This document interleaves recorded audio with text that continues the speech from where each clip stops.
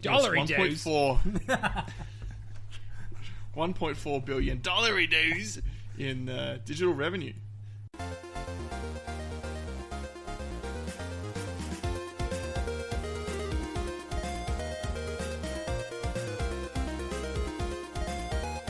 Hi everyone, this is Colonel Matt. Welcome to the Real Gamerscore podcast. This week I'm joined by Ronald Alex. Hello. And Wendy Cameron. If anybody was to be the Colonel, it would be me in this scenario. But anyway. Yeah, I know, but it doesn't work for the joke. Here at Real Gamerscore, we like to discuss all things Xbox achievements and making sure we synergize with the Xbox UI update team to make sure they have good job security. This week, we talk about how you sunk my Zinger box, $1.4 billion worth of Gamerscore, and getting racy. But first, here's the song of the week. Everyone's watching to see what game you'll do. Everyone's waiting for you. Oh. Everyone's wondering, will you stream tonight? Everyone's trying to watch your frat tonight. Everybody's watching you go screaming. Everybody wants a new jump scare. Everybody's going off in the chat. Everybody's waiting for you to swear. Oh, you want to scare in my heart? You better check on my chart. You want to stream my whole show? Come on, go see, let's boo! That song is dedicated to one Chin Doctor. We know you're a scaredy cat, buddy, but be brave. Yes. He'll finish that Layers of Fear playthrough one day. One day. I don't know that he will. Alright, well, there you go, Matt. That's another great song. Between you and Tarragon, you're on fire. I was going to say, we're going to have like some Battle of the Bands kind of competition here. Oh, look, I can't deal with his amazingly produced stuff that he does before the show. I mean, I'm just I literally wrote this 5 minutes before the show, guys. I don't want to be competing with Tarragon with his years of practice and his great vocal range. And Tarragon will be back next week with a song, I'm sure. Oh. Yes. Well, before we get too far in the show, we just wanted to take a minute to acknowledge the death of George Floyd over in the United States. It's obviously a very sensitive situation. We just want to say, rest in peace to George Floyd over there. It's, a very terrible situation. If you are in, I believe it's Minnesota or other pockets of the United States that are having some quite hectic protests, we hope that you're all managing to keep safe and your family and loved ones are looked after. So just wanted to let you all know that you're in our thoughts, because the message is very well received here in Australia and New Zealand. We're hearing it loud and clear. All right, well, with that said, thank you again, Matt. Wonderful song. If you do want to join us in our Discord to talk to us, you can find the link to get in any time of day or night at discord.io/realgamerscore. Find us in there day or night, chatting this, that, or the other thing. Usually other thing. Usually, yeah, it's quite often other things. You can find our link to Patreon at patreon.com/realgamerscore if you'd like to donate money to us. You like what you're hearing, what we're doing, so helps us run competitions, keep our lights on, and keep the show running. So thank you again to everyone that does donate to us on a regular basis, and people that even have stopped donating. We appreciate you. We've got our contests happening as well. You can win some stuff. We have our random to-do list competition. I think that will be drawn next week. Yep, we'll do it next week. Yep. So, being the 2nd of June as we record, it's a bit too late to get your one achievement earned in the random to-do list for this month. But hey, if you don't have a list, get a list now and you can hopefully enter for June. What you need to do is get one achievement in your random to-do list and answer a trivia question related to the game. Now, I'm a couple of episodes behind on listening. So, I can't remember what... So, the question for last month. So if you've happened to earn an achievement but you haven't got your question in yet, the question was, name another game with the word "you" in it. Y-O-U. Oh, that's right. Yes. Because Chen has got some sometimes "you" games that he's going to give away to the winner. Nice.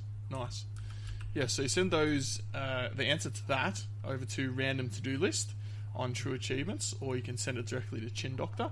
Oh, right, for the song contest. If you know what that song was that Matt was singing, I knew I forgot something. You can send the answer to that. So you need the artist and the song name. Send that to the Real Gamerscore account on True Achievements. So it's Real Gamerscore, all one word, but the S is a 5 because we're pretty cool. Yeah, let's go with that. That's the reason. Or maybe Real Gamerscore was taken. I don't know. No, I think we're cool. We're cool.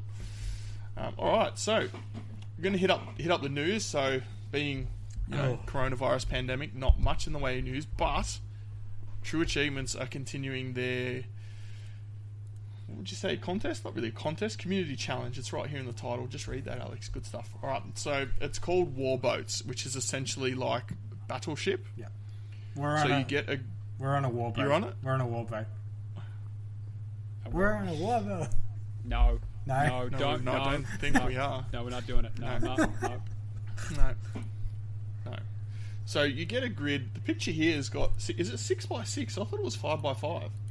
Pretty sure it was 6x6. It's 36 achievements. Okay.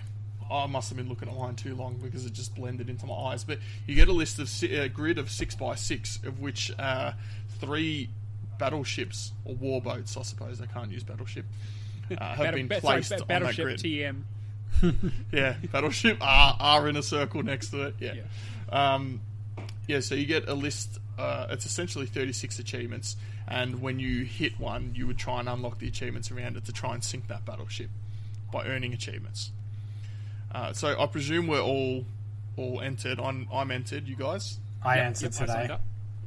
What kind of progress have you made so far? I have 3 hits and 2 misses. Cool. Cameron, you got your hands up like Detroit. What's going on? I only signed up today, so I have not touched anything yet. So, okay. But I am quite pleased with some of the games that have come up on my list. Cool. I've got 2 hits, 6 misses. Ooh. Having said that, everyone knows my completion percentage is high. You might not have quite the same issue because your completion percentages are worth about 10 times what mine are. But I think I'm about 250, I think, per 250 per percent. I don't know, it's something like that. But I wanted to talk a little bit about my list because it's disgusting. I've got Wolfenstein 2 4 times. I've got Condemned Criminal Origins and no Mein Leben. Condemned Criminal Origins 3 times. You'd be fine. That's easy. Yeah. I've got Life is Strange 4 times. That's Raid easy. 4 times. Yep. Lego Marvel Superheroes 4 times. Doom Eternal twice. So what you're telling us is a relatively easy list. Yeah, I was going to say, mate, you should have the whole list done by now, right? Well, my 8 shots have all been apart from 2 of the Condemned achievements, the 8 shots, 6 of them have been Radlaika games. Oh, okay, right. So it's some real trash. Well, that's the thing. When I used to try and maintain my list at 1,000 for the random to-do list, I had to prop it up, every month because I'd earn achievements. I had to prop it up, so I'm like, I'll just prop it up with something that I know I can do. So if I have to start a game to get that random to-do list achievement, it's just, under an hour usually. So, yeah. the 6 different Radlaika games, which you'll see when I talk about what we've been playing. So, yeah. What are your lists like? Yeah, what does your list look like, Cameron? I don't have any double ups because I don't curate, because that's cheating. You also don't have 94%, 93% completion. Yeah, no, I've got a lovely 41% there. So what you're saying is got a lot to choose from. I got a lot of choice. Yeah. Saying that though, I've had a few titles that I'm going to go into. I've got Halo 3 in my list. I have The Darkness 2, which I was talking about last week, which I'm so glad for. Oh, such a good game. Such a good game. I have Doom, which will actually give me the incentive to finish it off. Doom 2016 or arcade? 2016. I have a few things like The Walking Dead Season 2 on Xbox 360. What else do I have? Far Cry New Dawn. Borderlands Game of the Year I don't own anymore, so that's going to be a bit hard. Perfect. Just ask Tarragon for a re-roll. Oh, wait. Yeah. Dang it. And look, absolute favourite I need to come back to. Green Lantern, Rise of the Manhunters. Oh, on 360. you know what? That game was better than the dear. movie, at least. I was just about to say, is it as good as the movie? Yep. And then, a few music ones like Band Hero and DJ Hero 2. What's your list like, Matt? Any good? Oh, it's a bit of a shocker, to be honest. I've got Polychromatic in there, which I'm always... I love that. Always. Oh, no. What have you got for that? Timed Beginner, which is not too bad, but I'm still terrible at that game. It's got some Tropico 3. Most of the stuff in here is not too bad, but I've got a couple of Borderlands pre-sequel, just because I've been dive it, basically, but I need to actually... Cameron and I actually need to run through it. Dead Island Riptide Definitive Edition. Oh, very good. Thanks, Brad. It's not the Japanese one, is it? No, We it's can play not, it together. thankfully. It's just the original. Wait, are you going to have to wait till Kirby's back for that, or what? Yes, we will have to wait till Kirby's back. Oh, jeez. Yeah, the Sunset. It's bits and pieces. Sunset Overdrive's in there. Mate, I love Sunset. Me too, but I just need to get back into it. A couple of Bioshock Japan, which is good because we need to go back and finish that. That's a nice easy one. Most of it's not too bad, but the one that I've been working on the most, there was an achievement for Call of Duty Classic, which is the non-backwards compatible release. That was an Xbox Live Arcade or something. Yeah, wasn't it was. Yeah, I think it came out with one of the later. Was it Ghosts or whatever it was? I can't remember what it was, but I can't remember if it was Ghosts, but it was one of the games that it came with a. I think it was like if you bought the hardened edition, you got a code for it. I'm trying to remember which Call of Duty it was. It was on 360 way back in the day. That's I've owned every other COD but Modern Warfare. I've just never heard that before. Yeah, no, I'm pretty sure it came with the code because I don't know if I bought it. I mean, I might have, but I don't remember it ever going on sale. Anyway, yeah, so I did like the first level on that ages ago, and the game was so terrible, and I just didn't understand how. Like it was just like Call of Duty's come a long way. Yeah. I'll talk a bit more about it later, but it's one of them was the achievement was for finishing all of the US missions, which is like the first 7 missions. I was like, how did I not get that? It's like I remember putting hours into this game, and then I went back and looked and loaded up, and I'd gotten to like the 3rd level, and I'd just gotten lost or something. I had no idea what I was doing. Like it was like the game's not very well signposted, but like going through it again, I'll talk a bit about it when we get to my games. But Call of Duty's come a long way. Let's just leave it at that. Yeah. I think the earliest one I played was Call of Duty 3, which at the time was good, but it's nothing compared to what we have now. Alright, well, I think you can still get a Warboats list, can't you? It finishes in, about 2 weeks from now? I think it's like the 16th or something along those lines, yeah. Yeah.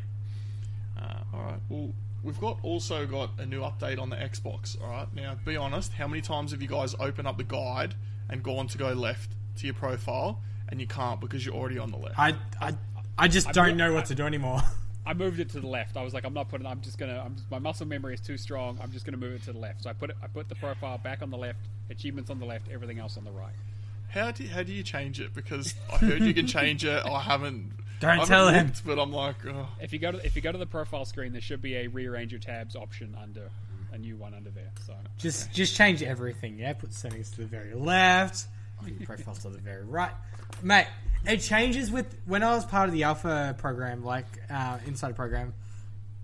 When I was part of the alpha ring, like it would just change every other week, and there was like no. I don't believe there was any setting to change it back. I just went. It's going to update my console every 2 to 3 days anyway. I'm just going to leave it. Yeah. So if you haven't logged on in the last couple of days, I'll just read a little bit about what's in the update. So there's structural changes and subtle visual details. Yeah, they were annoying changes to the guide. Very subtle. I haven't noticed any of them. Subtle like a brick.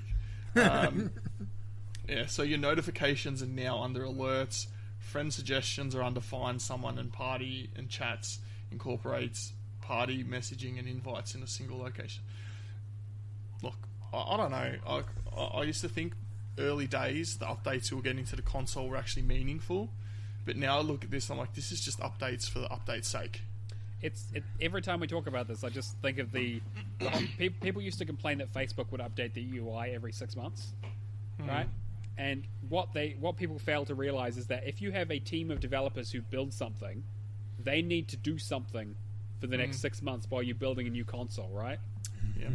You got to keep them busy, and there's only so many times they can redesign the achievement system.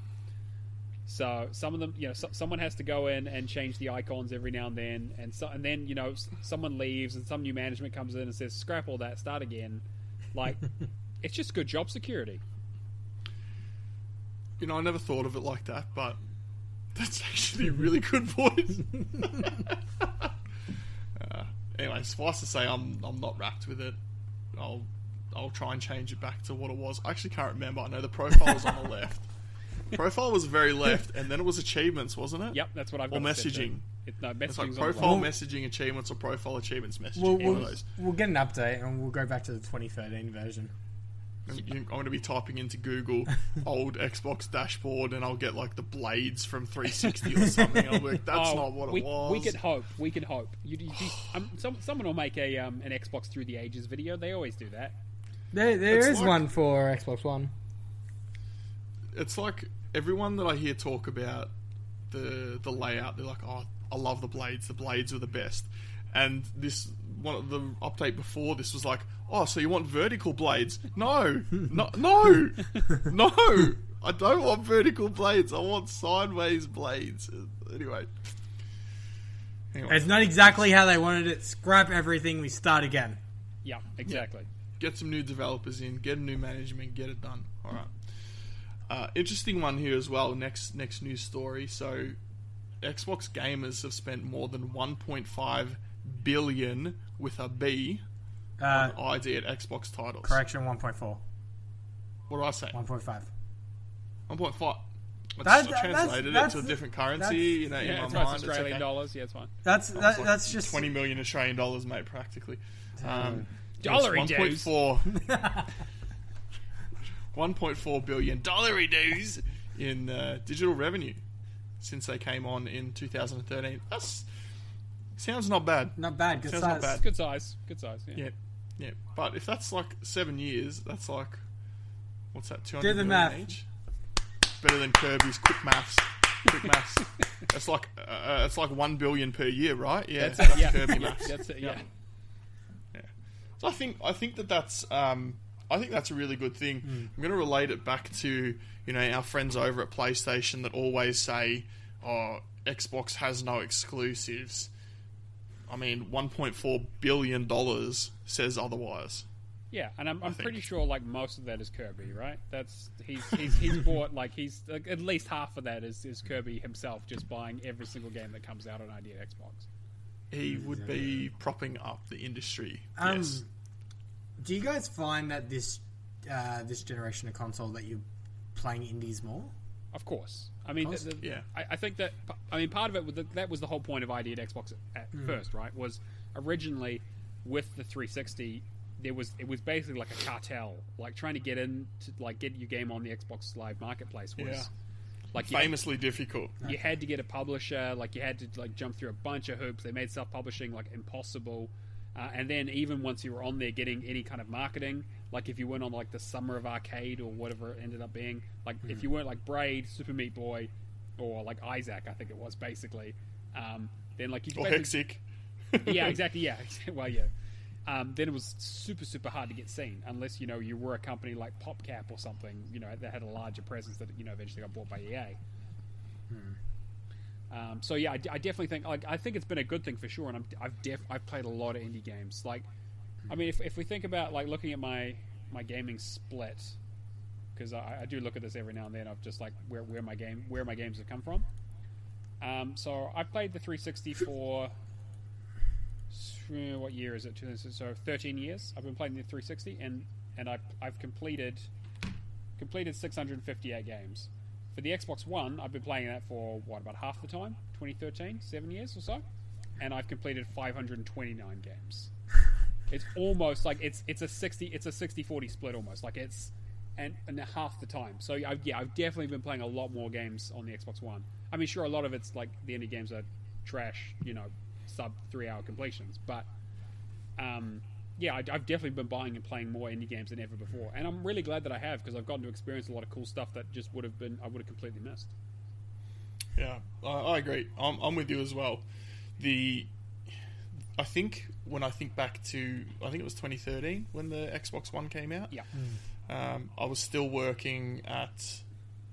Was I still working at the supermarket? I can't remember. I either was working at the supermarket or working part time at this service department complex that I worked at. I had a lot more time to game. I wasn't working full time. I'd only been with she wasn't my wife at the time, but I was only been with my wife for a little while.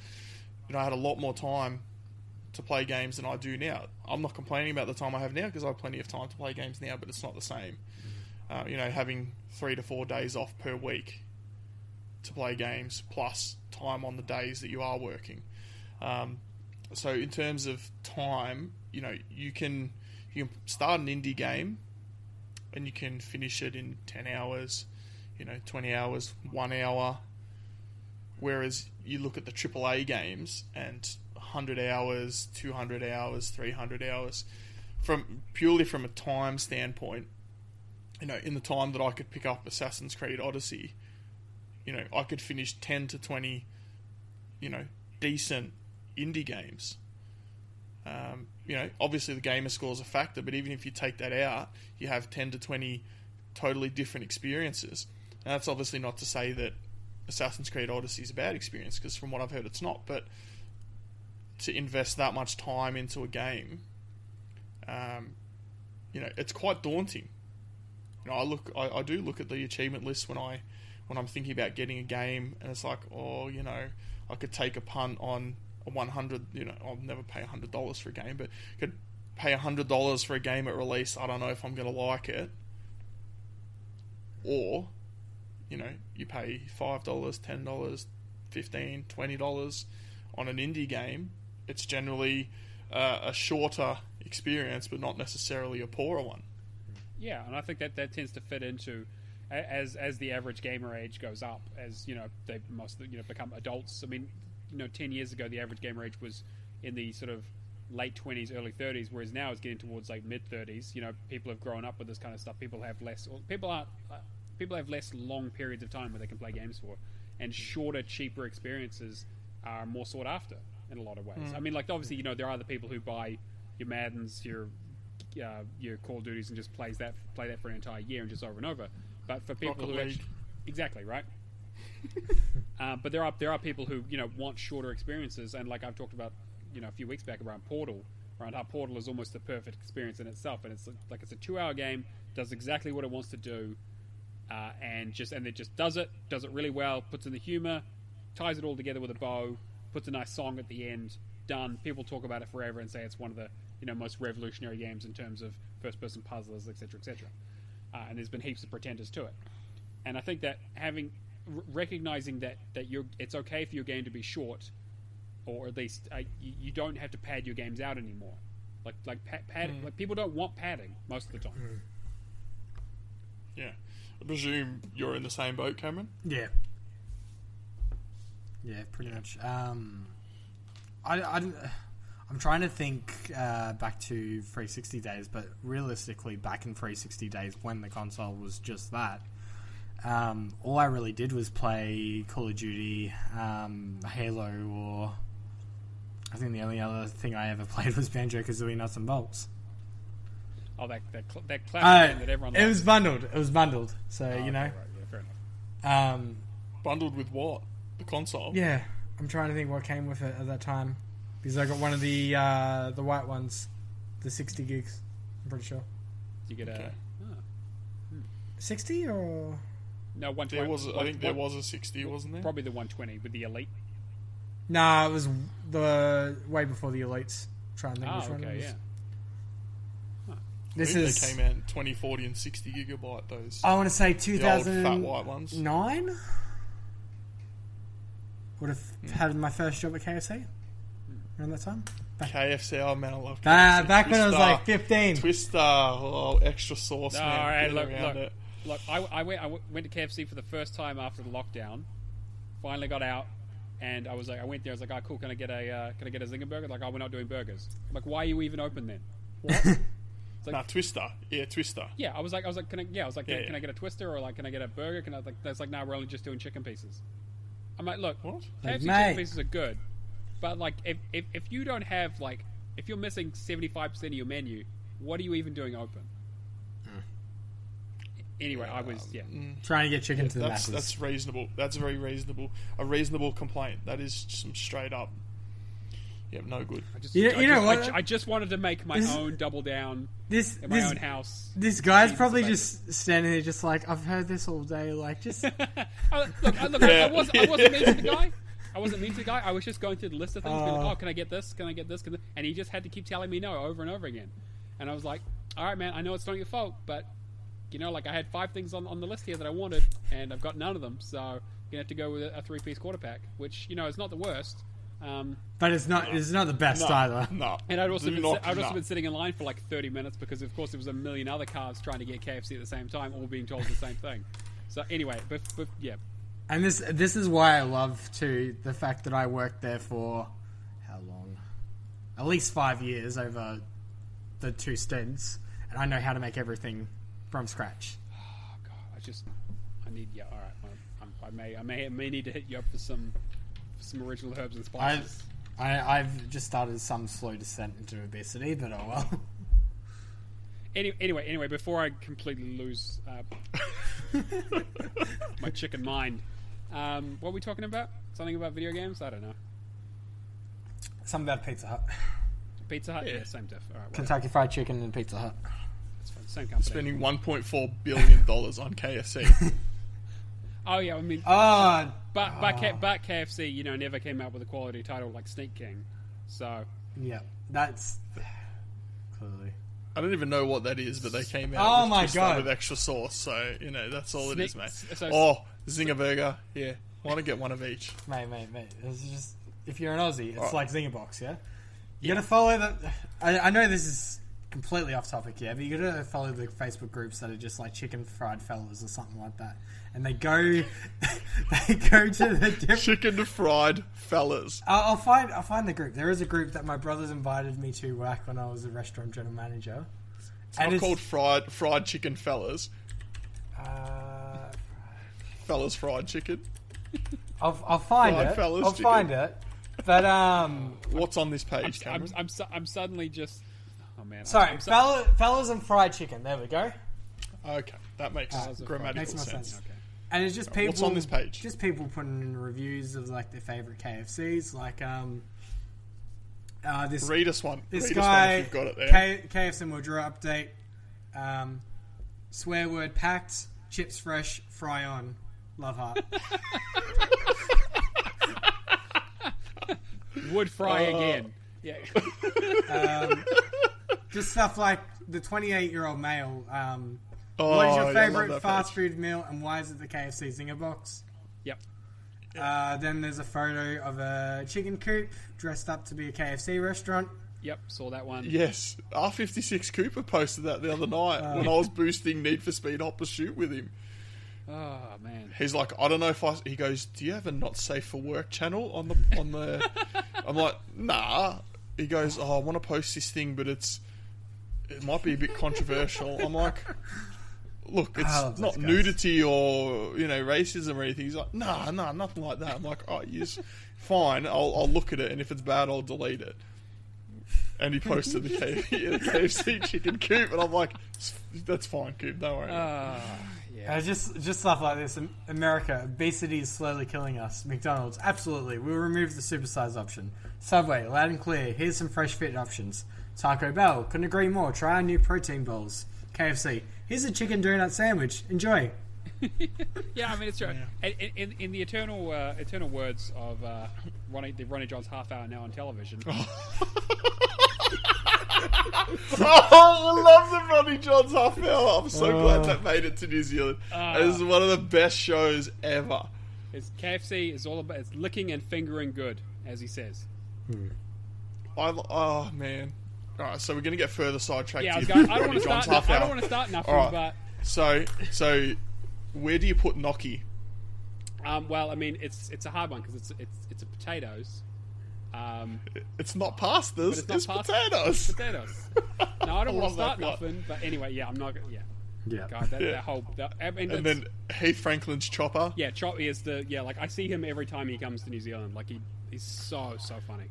He's very funny. I- It's like, this is Tony. Tony has soy milk in his coffee. Harden the beep up, Tony. Actually, I actually got to meet Heath Franklin when he was doing so when they do Australian TV shows, like the panel shows, they film a lot of them in New Zealand because it's cheaper. So they fly the actors over here, or the panelists over here, shoot the show over there, and then send it back to Australia for it to be shown on Australian television. And most of it doesn't even make it to New Zealand. It's really weird. But so I was lucky enough to get to go and watch one of these shows. They film it at like 11 o'clock in the morning, but it's like supposed to be like a late night show. I can't even remember what the show was called, but it was like a panel show where they make fun of the news. And Good News Week. I think it was something. Yeah, I think it might have been Good News Week. Oh man, that was such a good show too. And so he was on that one, and I got to talk with him, and it was funny because I explained it was like Chopper. Like when I was a kid, Chopper was like the funniest thing in the world to me. Like it was so super lowbrow and like super. And then I grew up a bit, and I was like, you know what? That's not that funny. Like that's just kind of like really like rude, crude humor. But now, like as I've gotten older again, it's circled all the way back around to actually being the funniest stuff in the entire world. I'm like, actually, you know what? No, I was right the first time. This is still hilarious. Yeah, it's so funny. It's like, now Darwin, gonna give you the weather for the next beep and 40 years. It's gonna be bloody hot. It's gonna be bloody wet and hot. Oh man, Jeez. that's If you're listening and you're in a country other than Australia and you're like, who the hell is Chopper? Just type Heath Franklin's Chopper into YouTube, and you're welcome. You're done for like the next 5 hours. You're good. So, yes. All right. Well, let's get back on track. How do we go from Heath Franklin's Chopper? That's just... I don't know, but segues like this are perfect, and we need to do more Yes. of them. Yeah, Very good, very good. All right, so we've got we'll probably cut it in here. We've got not a review, an interview. Sorry, with the winner of the Telstra Game Reviewer Contest. It's not me. I know everyone's sad. It's not me, but that's okay because we just had a chat with Josh Apadu, who's just won that contest. So, Cameron and Alex from Obviously Right Now, take it away. All right. Hello, everyone. We're here with an interview for the winner of the official Telstra Game Reviewer Contest. This is Joshua Apadu. Hey, Josh. Howdy, how are we? Yes, great. How are you doing? Very well, very excited to be here. Good. We've also got Cameron here, who you all obviously know and love because he's our racing aficionado. How are you, Cameron? I am doing well. Yourself, Alex? Very good, mate. Very good. All right, so very exciting. You've won the Game Reviewer Contest for Telstra. So we obviously want to get a bit of an idea of who you are, what makes you tick. So what's makes Josh Josh? I don't know. I mean, guess over the last few years and sort of what led into this, just really been into anything to do with a camera and a microphone, whether that's silly videos at home, uploading, a cat video or whatever that is. And yeah, that eventually evolved into studying a bit of film and sort of television production, made a YouTube channel, uploaded some silly stuff, uploaded some more serious stuff, and then Telstra looked at it and decided that was something they wanted, apparently. Luckily enough. Cool. It's it can be a lot of work, a YouTube channel. Oh yeah, big time. Yeah.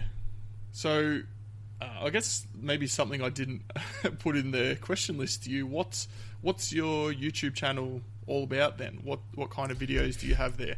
I've taken a look, of course, but just for the listeners that haven't, what's on there? I guess mainly games. I try to do, as much as I do love doing sort of the funny games, silly stuff, Untitled Goose Game, that kind of thing. I do enjoy taking a more turn to indie stuff with maybe slightly more serious topics as well. That's always a good thing to touch on. But it's a little bit of everything. There's some Reddit on there. There's some gaming, serious stuff. A little bit of a variety channel a little bit for everyone. I saw one of your videos. I think it was Emily is Away. Yep. Man, That I've heard that as a podcast, like a creepypasta read on a podcast, and it's a very interesting story. I didn't realize until I saw your YouTube channel that there might be a second one. Is that what that meant? There was a second version of it? Correct. It's a sequel, an indirect sequel, and I literally just uploaded part one of that, yesterday, day before, and yeah, very similar style of gameplay, the way they tell the story, and I think it's definitely something to be experienced. Yeah. When they send it to Xbox. Fingers crossed. I don't know what kind of achievements you'd get for that. Sent MSN message. Yeah, sent 100 messages, sent 1,000 messages, got the good ending. Yeah. I mean, yeah. All right, so obviously you mentioned gaming. We're gamers. You won the game review contest. What got you into gaming?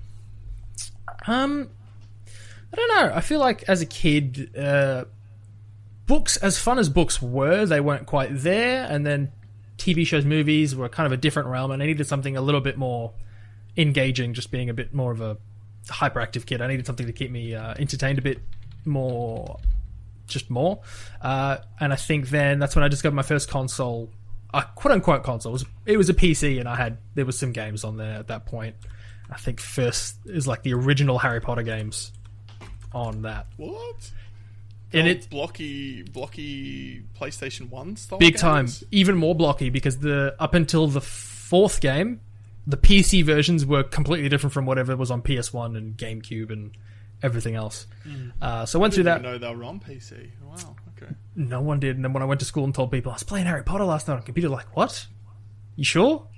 So yeah, that was the first foray into that, and I think it was just a very interactive way to, I guess, be a part of movies that I was into as well as a kid, because I think that was a big part of the early 2000s is movie game tie-ins. Everything. Shrek, Harry Potter, Lord of the Rings, you name it, it's there.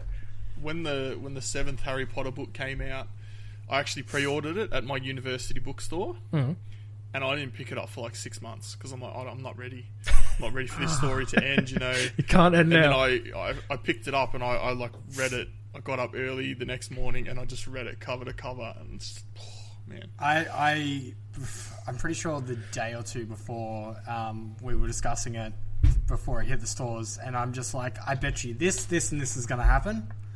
Lo and behold, it did. So everybody hated me after for that. Oofed.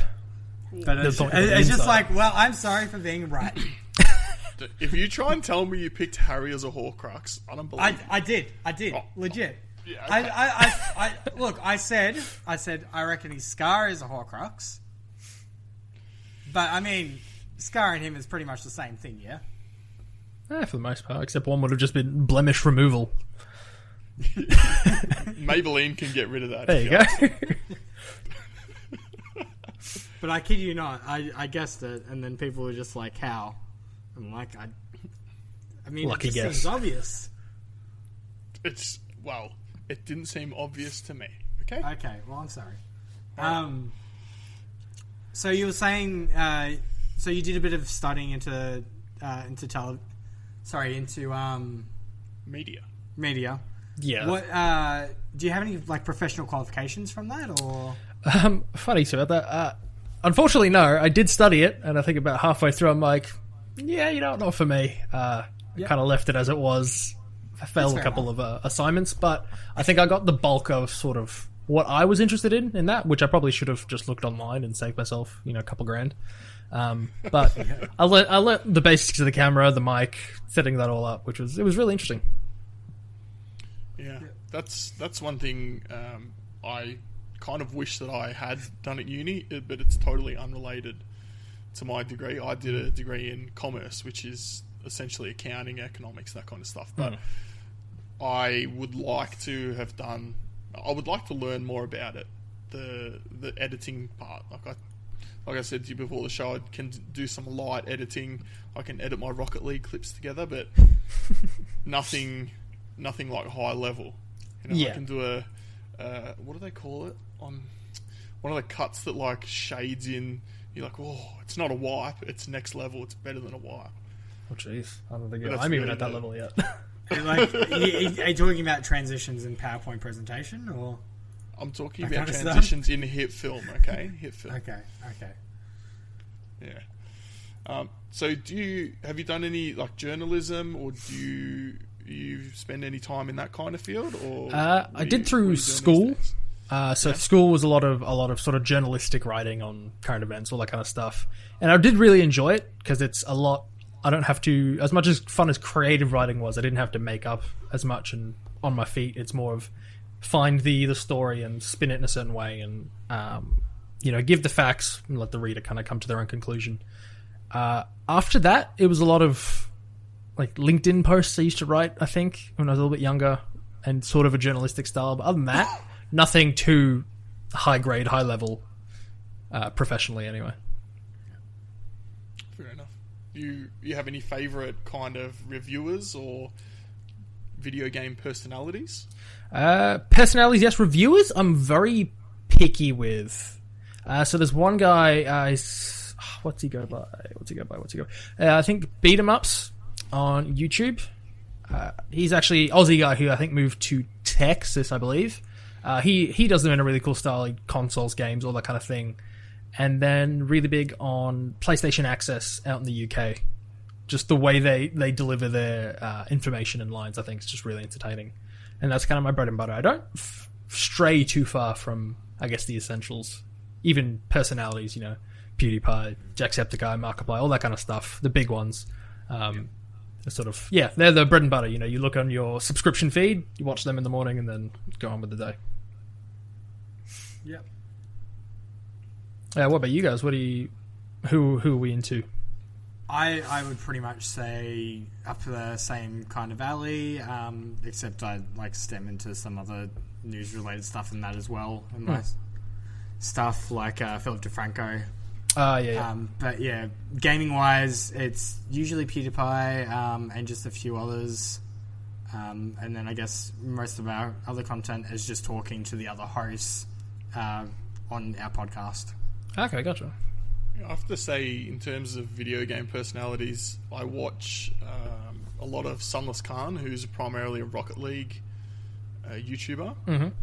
And you would think for a game where you have a car that kicks a soccer ball around, how much can you do? So it's very interesting, all the things that they do. So I follow a lot of Rocket League YouTubers like Sunless, Musty, Rocket Sledge, Flume, I don't even know how to say his name. But in terms of non-Rocket Leaguers, I always liked Barjo and Hex from Good Game when they were on the TV, and even later on Nick Boy. Oh, not familiar with that one. Yeah, so I think Hex and Nick Boy had a show on Channel 7 for a season as well. So, oh, damn. Yeah, but they're all Aussies, so I like them a lot. But obviously I've heard of Markiplier in his scary video games. He's got a great voice, actually. His voice acting is insane. It's very There's good. just so much he can do with it. I could listen to his voice. Even just outside of his gaming stuff, like I find just I'm trying to think who does the video series on like a day in the life of just him talking through his whole process of setting out for the day, like Wired or GQ or whatever it is. Yeah, I think it was Wired. Yeah, they did a really good interview with him just to run through his day and how much of it is actually spent preparation, like for ideas. Yeah. It takes a while to come up with one. I think I cycle through about 10 before I'm like, yeah, that one will work. Yeah, it's frustrating when you can, like, you think of something and then you're like, oh, I can't quite get that over the line. Something just it blocks you. Yeah, it's quite frustrating. So, like you mentioned, PlayStation there. Mm-hmm. We know we're primarily an Xbox podcast, so better find out what consoles you run with the most. If it is PlayStation, that's okay, but I already know from talking to you before the show that it's not, so that's okay as well. Yeah, exactly. There you go. So I think majority of the time it's PC. So I'm really into PC building as well. So I'm running off sort of Steam and whatever clients. I think there's like 15 clients they make you download because each developer has their own. EA has their own. Epic Games have their Store, own. That's Steam, so annoying. Yep. Rockstar Launcher. Rockstar's very specific for that one. Less uses. But Xbox then comes next just because I've had so many Xboxes over the years, so I've kept that. Regardless if there's a game, if I'm not going to use it, I'll still buy it anyway, just for the sake of having all the consoles as like there's my completionist sort of list there. And I think I grew up on that, sort of like the golden age of Xbox from like 2006 to like 2012-ish. All the games that came out there. Fable I'm really big on. Halo as well, all that kind of stuff. So Xbox is a very, very close second, I think. If I didn't pick up a PC, I'd still be grinding away on Gears 2. Oh, yes, Gears 2. I've done that. I think Matt's working on Gears 2 Japan at the moment, so he's gone for the double dip. Oh, jeez. I was going to say, he's working on... Is he working on Japan and he just finished off Ultimate Edition? I'm pretty sure. Oh, I don't know if he's finished Ultimate Edition, but he was working on it. I might be talking too early. So, Taking his thunder.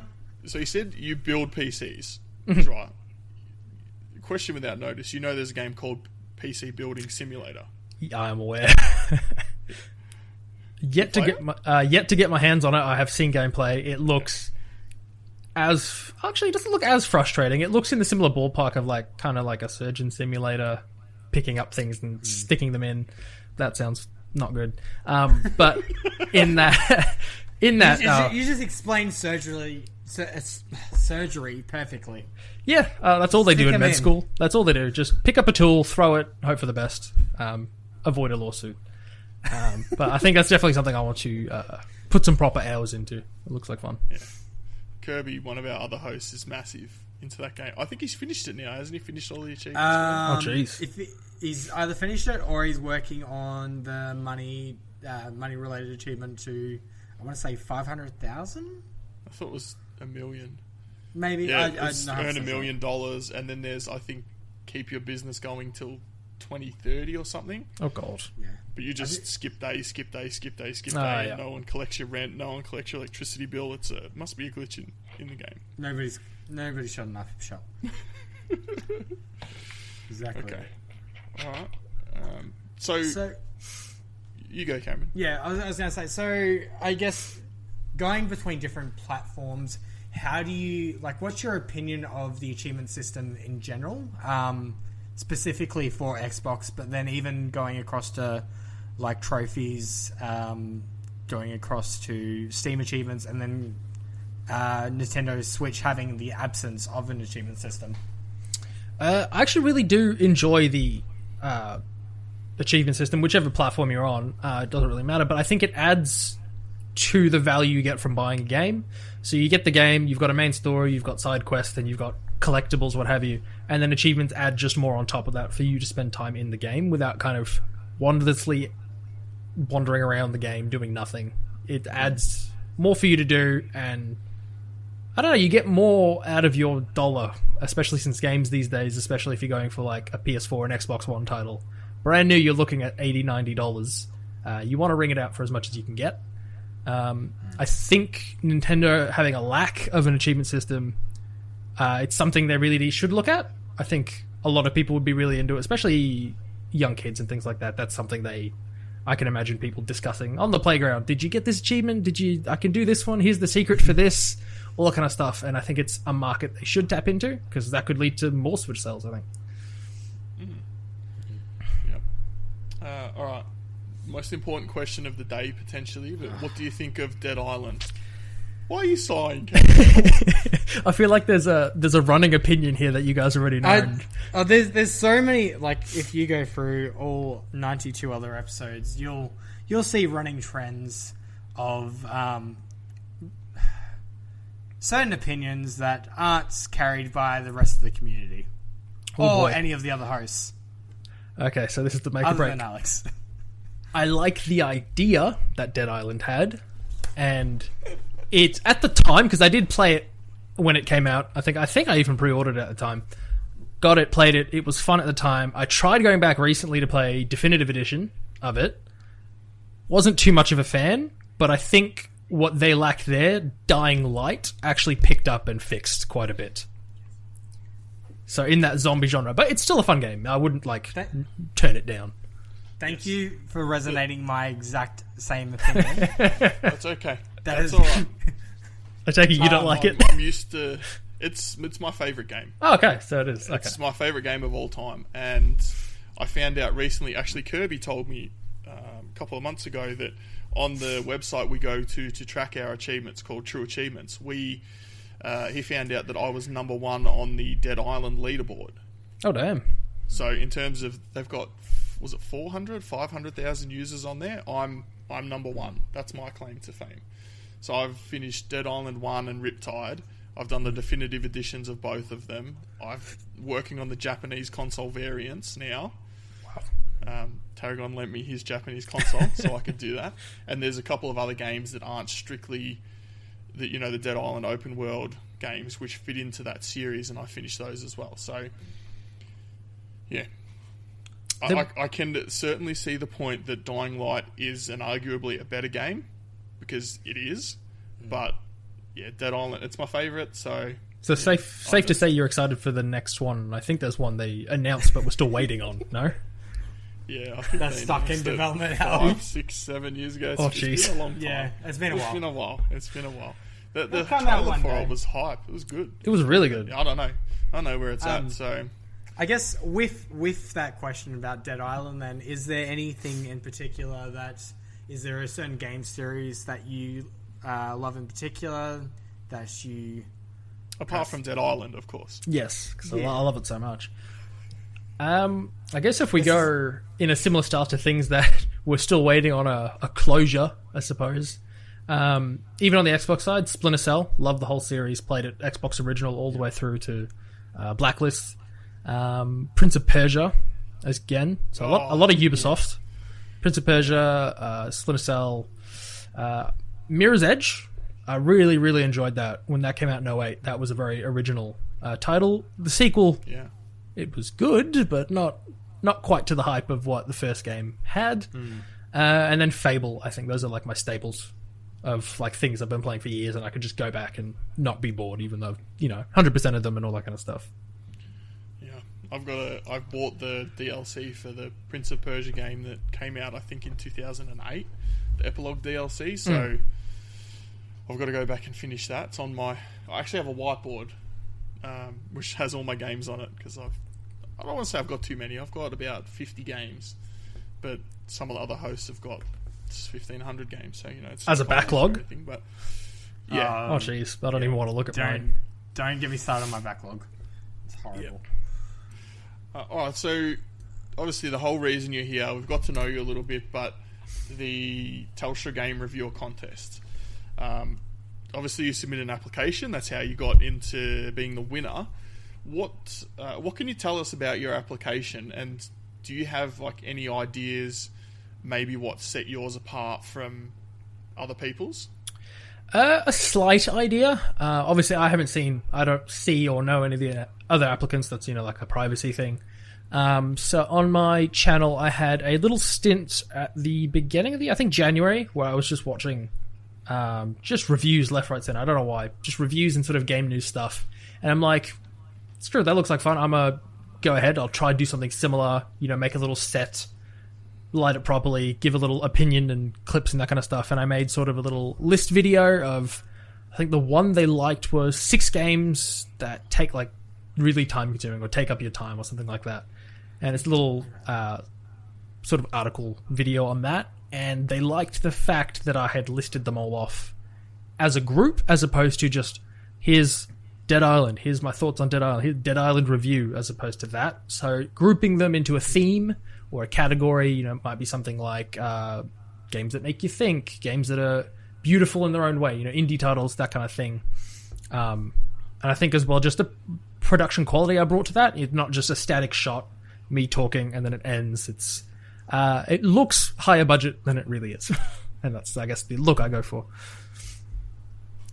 I'll have to go back and have a look at that. I did see that video when I was having a look, and I'm like, oh yeah, I'll come back to that. So I don't know if you can get the stats of me being all over your YouTube channel, but probably I've seen the watch time, so I would assume it's either you or Telstra. I haven't watched it yet, but I'm going to go back. I'm going to go back and watch that one. That was one I saw on your channel that caught my eye, so I did see that. So Telstra, of course, talked to you about I guess they've talked to you about what they're after in terms of the reviews. So what do you have planned for the reviews, and what's going to happen for those? Planning is a little bit difficult because obviously there's some embargoes, obviously, on depending what kind of title they give me.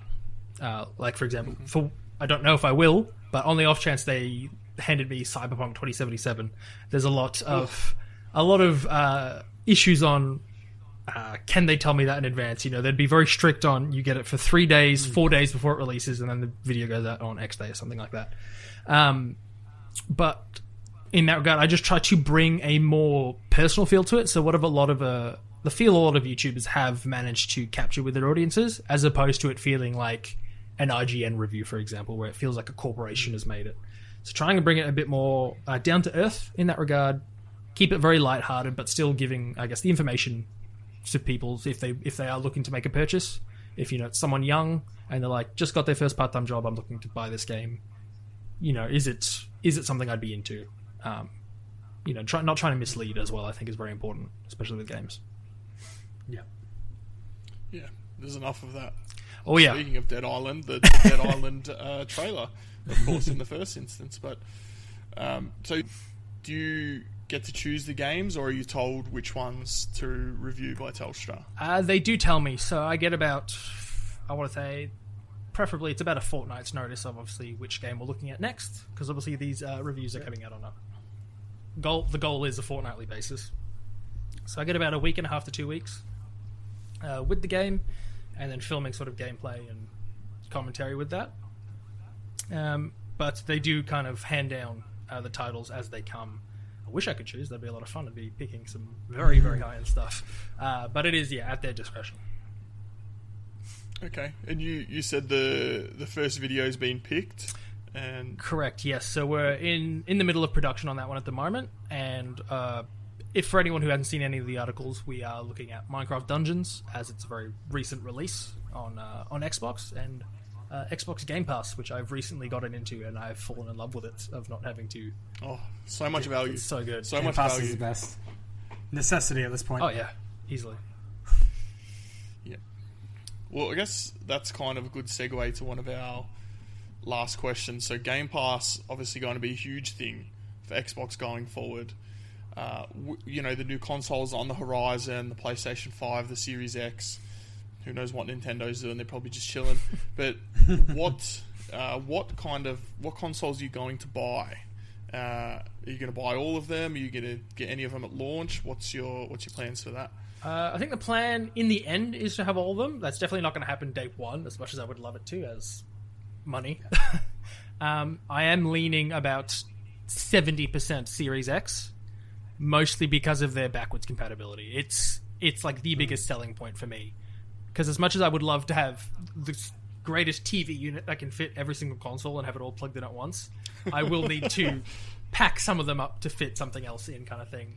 So that means ease of power as well. I don't have to have 5 things plugged in at once. I can put all the discs in one, digital library all in one. Whereas PlayStation seem to be going the route of, we don't know about backwards compatibility just quite yet. Whether they release that in a later software firmware update kind of thing, I'm not too sure. But Series X, definitely. That's the go. Yeah. I think the more I hear about the Series X, the more I think, even though my wife's having a baby shortly before that, I'm going to have to pony up that money because it's looking like a real good system. Oh, bingo. Absolutely. Mate, just start putting some aside every week. No, I've got the money right now, but I think, that money, do I need to buy other things? I might just check with my wife if there's nothing else. Pay your rego My wife's a school teacher. Oh, okay. I'll pay my rego. Actually, my rego is due early next year, so I'm alright. Oh. We've been very fortunate. She's a school teacher. She's bought all the things. Like, all the things you can think of, we've got them. We've got just so much. And I'm like, what are people going to buy us when the baby shower happens? If we have a baby shower because of Corona, who knows? But True. Mate, you got stuff coming in the mail. It's fine. There you go. is it for like 2-year-old onwards? Because No. it's so prepared. It's crazy. I thought you'd appreciate it. I haven't got it yet. So Yeah, I know. It's coming. It's coming. okay, all right. where do you kind of think the future of gaming is going? It's, anyone's guess, I suppose. But True. I really think 5 or 10 years ago it was all VR, and it's obviously not. So it's not here where do you yet. think it's going? But I really do think that still is the future, because obviously there's so many, like it started with the Oculus Rift of like 10 to 12 years ago, something like that. Then we got the Vive, and now you've got Steam Index, I think it's called. I really think that's the future. I really still want to try out. There's that VR system I've seen in like a Gamescom convention where they've got like a treadmill that stay stationary on. Oh, that looks insane. Yeah. But I just think the experience you can have with that, not only in just doing like a really sick RPG or Call of Duty in VR, which would be so awesome, but a narrative experience as well in that. You get to experience that in first person, even more so. And I just think, PSVR was a thing. I don't think they quite got where they wanted to be in terms of where the other headsets are, and Xbox still needs to dip into that market, I think. Yeah. I think VR for me is all about Beat Saber. Beat Saber looks so sick. That's so good, man. It's so good. All right, we'll wind it up there, but why don't you tell us where can people see you online on the social media? They obviously want to follow your reviews now from this interview, so yes. Where are they going to find you? So you can find me on YouTube. My channel is Sklymancy. Twitter as well. I've got the same handle there. As for the Telstra reviews, I'll probably post those on my Twitter because we're still in the midst of making the channel for them to go to. But there'll be updates left, right, centre, I'm sure. Okay, well, we'll be looking out for those. All right, Josh, thanks very much for your time. No worries at all. Thank you for having me. All right, good stuff, Alex and Cameron, of a short time ago. Very good work. So let's have a chat about what we've been playing this week. Matt, you're on the top of the list, so that's as good a reason as any for you to start, I think. Yeah, it was. It's been look. As I've been saying last few weeks, I'm not going to be putting a big score here, so I don't want to be hearing it that I'm slacking. Okay, I'm on Operation Cleanup. Me too. And so before Alex, you were saying how many achievements does it take for you to go up a percentage point? I'll check. I think it's about 200, 250. Yeah, so I'm just looking at my completion percentage. I'm sitting at 93.77, and I need 121 achievements to go up to 94. Oh, I'm 93.82, and I need 28. And you don't need to ask about mine because you know it's already no, that's fine. Don't worry about it. I wasn't even talking to you, Cameron, so that's fine. Trash. Get wrecked, boy. Don't see any of yous with a kid yet. Ever.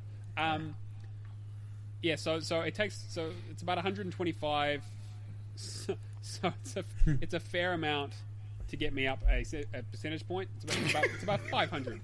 It's a fair amount to get you up. Right, okay, important information. Yeah. Look, I'm not even going to touch that, actually. That's for other people to do. That's what she said, yeah, okay. Yeah, there you go, yep, good. Tossing you a fastball. Anyway, what I've been playing this week. So, as I was talking about last week, I was going through XCOM. I finally finished up my Impossible playthrough. Whoa! Which I'm really happy about. It was pretty rough.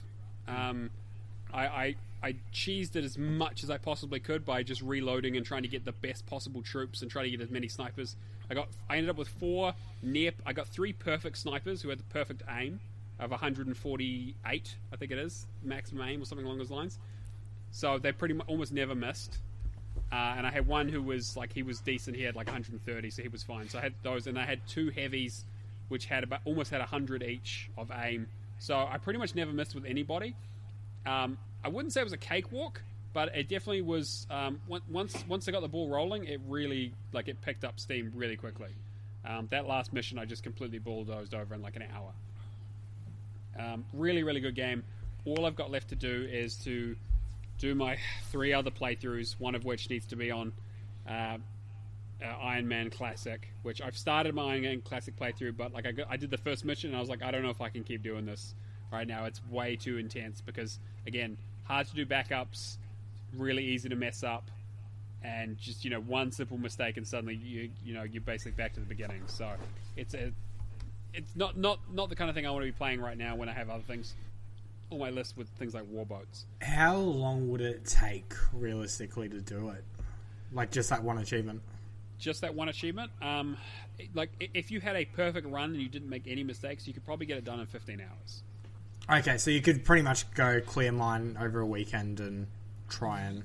But the thing is, again, there are no backups, so it's on autosave, so every turn that you take saves the game, and if you've messed something up and you lose your best guy, you're just going to have to stuck with it, and any mistake that you make will probably set you back several hours, be it, if someone gets wounded, like your best guy gets wounded, and he's out for the next 5 missions, or if he dies, or if, you completely have a squad wipe and you have to restart with rookies, it gets really, really difficult. So... Yeah, we'll see. I mean, I really wish I remembered when I first played the game in 2012, which country or which continent I started with, so I don't have to accidentally redo that one. But I'll just deal with it. It was either America or Europe. I'll just do Europe and see what happens. If I have to play through it again, it's not the end of the world. I can play through it in easy, but yeah. So just 2 achievements left. I'll get to them at some stage. I also played some Drawful 2. That's a fun game. Yeah, I played a little bit of it. It's Nice freebie. Yeah, I'm really bad at it. Like I can't draw, but it's like the only problem is you have to play through it. You have to play 50 games, which is a little extreme. But I might actually play them for fun. Maybe we'll do like a stream or something and just play through a few games. I'm kind of taking my time with it, to be honest. I'm not really rushing. It's just kind of something I wanted to earn some points. And it's been sitting in my backlog for a little bit since it was free over a few weeks ago. Yeah. Oh yeah, it was too. Yeah, so I figured, why not? I also finished up Gears of War Ultimate. When you say finished up, you didn't get seriously, did you? No, I did. Oh, you did? Yeah, I did. So I've completely finished the game. So all I had left was some of the multiplayer because you need like 6 people for it, or 8. You need 8 people for it. Well, you could do it with 4 with 2 controllers each and that sort of stuff. So I had to win on all the maps, get a kill with every weapon, win on every mode, win 25 team death matches, and then get to level 100 and re-up, play Annex, do 100 Annex, win 100 Annex matches. Oh, that's one of the achievements I didn't get in Gears 1. Yeah, the Annex one. Yeah. I thought, this is Annex. That's what it's called. That's the one. It's actually not that bad because you can actually. I think you can do it with you can do it local, so you can just grind it out. It's one of the few. That's what I was doing. Yeah, and I don't know. I'm probably like 2 matches away. Yeah, probably. And have been for like 8 years. Might as well just go back. Just do it. It's easy. Smash it out. Goal, wasn't it? I could get it. And then and then seriously, so we had a long weekend over here. So Thursday, Friday. So I basically started on Thursday night. I'd already gotten a few kills, obviously, from playing the game previously and working the other achievements. So I had about 8,500 kills to go, and I got it done last night.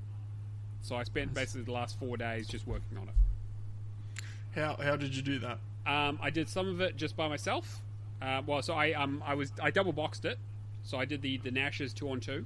I double boxed it with 2 controllers, and then I was able to idle boost some of it because there are some scripts that will help you. But that's basically only for if you just it's slow, because it's really methodical. Because obviously, for it to put in the inputs really correctly, it needs to be really precise. So it takes ages. So I did some of it where I was just sitting here and just grinding away at it while watching some TV shows and stuff. So it was kind of a 50-50 split. Yeah. By the end of it, I'm glad I got it done. But it is definitely if you're going to be doing it it's a 200+ hour completion. At the end of the day, with everything said and done. But I'm really glad to have it done. It's been sitting there for a long time, so got that off the list. Nice, that's good. That's good completion too. I mean, it didn't give me a lot of points, but it's good to be done with it. And then what's the ratio on the Ultimate? Seriously, let's have a look. We'll dig it up right now. Seriously, so it is a 7.45 ratio. So it's not too bad. That's pretty high. It's high, but it's definitely not undoable. I should go back and do this. My time is messed up. It says that I've only been playing it for 62 hours, but that's definitely not correct. Wait, that's higher than the original Gears of War. Yeah, well, 5.99 in the original Gears of War. really? Huh. Yeah, and you I don't think a lot of the like the mode you're talking about 2v2 boxes or something, isn't it? No, it's not. It's not even in. Yes, it's a new one. It's for not. Ultimate. It's not in the OG Gears of War. So, Yeah. I mean, I've got that achievement too. So, and then the thing that I've been playing the most though, as I mentioned in Warboats, was Call of Duty Classic. So, oh boy. do you have to play it on hard? Oh yeah, Or veteran? you have to play it on veteran. You absolutely have to play it on veteran. great. Whoa. How bad is it? It's really bad. Like, okay, the game itself is fine, but it's incredibly unfair. Like, Is it World at War bad or? it's almost. That was my exact question. That's exact. I've been going it over in my head, thinking, is this as unfair as World at War? It's not as bad as that, because the problem with World at War is they have the grenade spam every time. Just the grenades come out of nowhere and you're dead. Like nade. Yeah, it's massively unfair. This is basically Nazis jumping out from around corners so fast that if you didn't know they were there, you're done. So essentially, this game is a precognition game. It's a meta game in that you play through the game to learn where the enemies are, and then you aim at them and wait for them to show up. So essentially, I'm dubbing this one of the earliest time travel games ever made, because you literally cannot finish veteran. Like, it is impossible to finish veteran your first try. You have to learn the enemy placements by dying. Is it infinite spawning like some of the new games, or I don't think so. At least not most of the time, because usually I've been running around with it, because I know that in some of the newest ones, I know they dialed it back a bit, but it was infinite spawning enemies until you ran up to a certain point, so you couldn't just sit there and shoot off all the enemies. In some areas, you can blast all the enemies and just wipe them all out, but some enemies do come more respawn. But I don't know if it's just them refilling until they disappear. I feel like with the... Like, I'm not sure about you guys, because I've played through most of the later entry stuff on the veteran and realistic difficulties. They're really not that bad compared to something like Vietnam, where you just get naded to hell. Yeah. Sure, there'll be infinite spawns, but most of the time, I guess if you have that kind of aggressive playstyle like me, you can usually get through within a few tries. I mean, like basically going from Call of Duty 4 onwards is that that aggressive playstyle of shoot, move up, move to next cover, shoot, move to next cover to stop the spawns and to move the checkpoints and move the objectives. And that's kind of how it is. And this game is kind of like that, but there are definitely areas where I've just had to clear them out. The game is like 26 or 27 levels. I am at level 25. Okay. Wow. And it has been rough. There are some levels. There's one timed level where you have to go into a POW camp, and you have to get in, save someone, and get out within 10 minutes. If you're playing on easy, no problem. That's the thing, is that actually looking at the levels, and I've been playing through them and thinking about the layout of them, they're much shorter than the later games where they're string along levels for maybe 20-30 minutes, even if you were just rushing through them or going at a decent pace. But I'm spending hours on these because obviously I'm dying over and over again. Also, this Call of Duty 2 was the first one with regenerating health, which means this one has health packs. So you have a health bar. The problem is on veteran, they do not drop health packs. So the bar that you get at the start of the level is the bar that you get for the rest of the level. Whoa. And so if you get shot and you lose half your health and you hit a checkpoint, guess what? You got to do the rest of the level with half health. Oh boy. So a lot of it has been me getting shot and just being like, no, I'm just going to load the checkpoint. Just reload the checkpoint. I'm not and there are parts where you get to the end of the level, I'm like, you know what? I'll take the hit. I'll just run. There was a level on the ship that was quite difficult. There was a level called Pavlov House, which I was like, oh, people were like, man, it's a really hard level, and I was like, what are you talking about? Most of it's sniping. You snipe from far from the starting bit, which is really easy. You get up to the house and you just pick them off slowly by edging around the corners. It's like, this is really easy. And they're like, okay, now you need to clear out the house. I'm like, oh, cool, it's like a breach and clear. But this is a Soviet blockhouse, so this house has been ripped to shreds. So for for every staircase that you could be trying to go up of, there's 3 other ramps leading to that level. So there are enemies running up and down. So it's like, oh, I've cleared out the bottom floor. Nope, no, you haven't. There's a guy who's going to run up the stairs and then go behind you. And also there's like, I hate that in video games. It's really bad. I know the AI doesn't do it all that often, but they will travel between at least one level up or down. And also there's holes in the walls, so like you could be going up the staircase and have cleared right in front of you, but there's a hole there's like a hole in the floor in the next guy, and of course the Nazis can see you through that hole and will snipe you right in the face, and you have no idea where you got killed from. It sounds like Rainbow Six Siege. It's all, like it's that level of ridiculousness. But these guys obviously have like lightning fast reflexes. They always know exactly where you are. And then once you've cleared out the house, then you have to defend it. The old defend mission. That's very fun. Yeah, hold out for 4 minutes. And you also need to take up 2 tanks in that stage as well. And every time you run down to where the anti-tank rifle is, which is like a set and placement, you need to kill the tank in like 2 seconds, because in the 3rd second the tank will shoot you.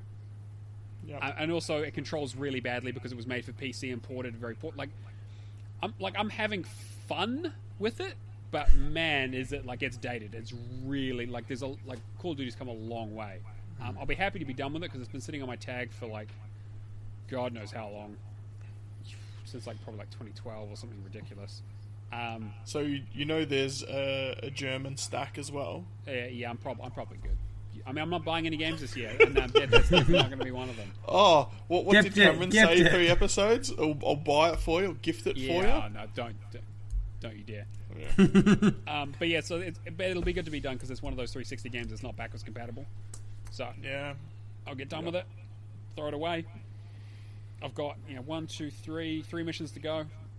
Gotta finish it. I think it's like 1 American mission left, 1 British mission, and then you got to do Berlin with the Russians. Put the flag on top, and then be done with it. But yeah, so not a lot of score this week. Just 1,335. Most of that was from Drawful. Nice one. So good. All right, Cam, what happened this week? I mean, like lots of things. Got to travel. Woo! Yes. I mean, I saw you putting pictures in Discord. I mean, finally got to travel after 2.5 to 3 months. Got to see my daughter. It was awesome. Tears were shed. She's grown up so much. Gaming wise though, I've done a bit this week. Few of my easy stuff. I finished Bullet Beat, Fractured Minds, Old Man's Journey, and Lost Artifacts, Soulstone. All relatively easy completions, especially with Lost Artifacts, just not having the timer on the casual mode. Old Man's Journey, I had got up to the train section, downloaded it on PC. It was much easier there, thank you. I didn't have any trouble with that on Xbox. I had a little bit of trouble, but I managed to get it. I reckon I tried it 2 to 3 times and I got it. So everyone talks about that section being a real pain in the ass, but I was like, not so bad. It also just, the game just felt slow to me. Yeah, I actually did. I didn't enjoy that game very much at all, to be honest. It's a very slow game. Yeah, like I really appreciate the art style of it, but it's just at the end of the day, like it's beautiful to look at. Don't get me wrong, but to play, to be interacting with it, it's just way too slow for what I'm used to. Fractured Minds, really good, I guess, insight into depression.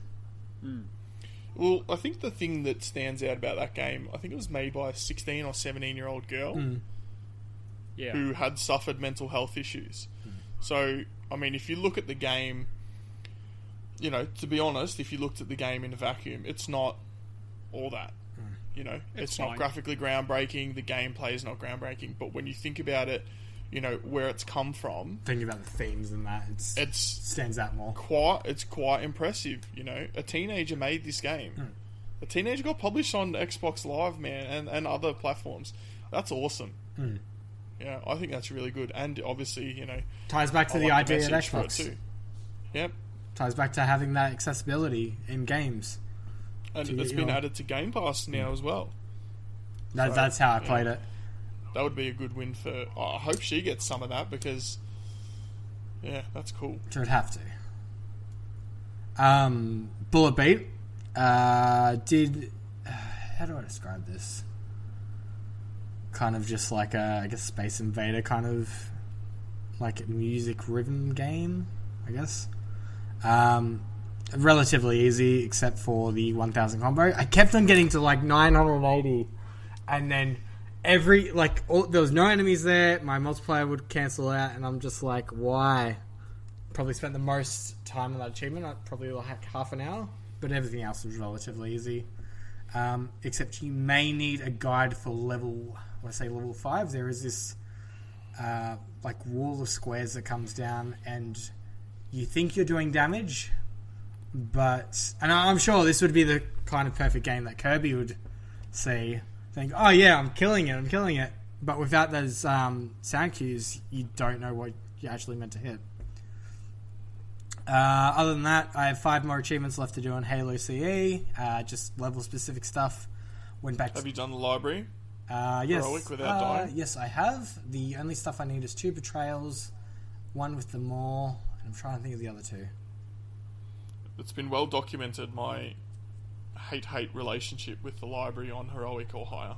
Mate, it's fun. Whenever Dean and I talk about this game... One run, it's all good. No. He always says to me, you remember when we were playing co-op, and you came around the corner and there was that flood, and you said, is that a rocket launcher? It was a rocket launcher. Of course it was a rocket launcher. Because what else would it be? It wouldn't be a shotgun. It would be of course it was a rocket launcher. And, it didn't miss. It didn't, go up into the sky. It didn't go to the wall nowhere near me. No, straight on my face. It's funny. I was watching some, I guess, game reviews and all that kind of stuff on it. And one of them was like, isn't it funny that nobody ever mentions the second half of Halo? They only mention the first few missions if it's just briefly just talking about it. They never mention the second half. Level design in the second half is just garbage, in my opinion. Except for the Maw. Yeah. Yeah, actually, yeah. Well...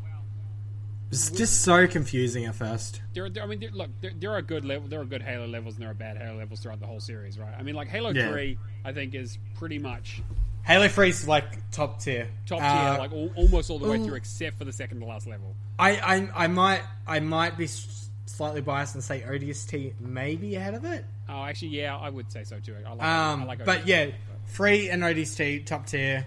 2 is trash. 2 is bottom tier. Yeah. Reach is pretty good. Reach is like second best, in my opinion. Halo 4's not bad, actually. Halo 4's good. Halo 4 level design is good. It's let down by its enemies, though. Like, the Prometheans are just not that interesting to fight. ODST, 3, Reach...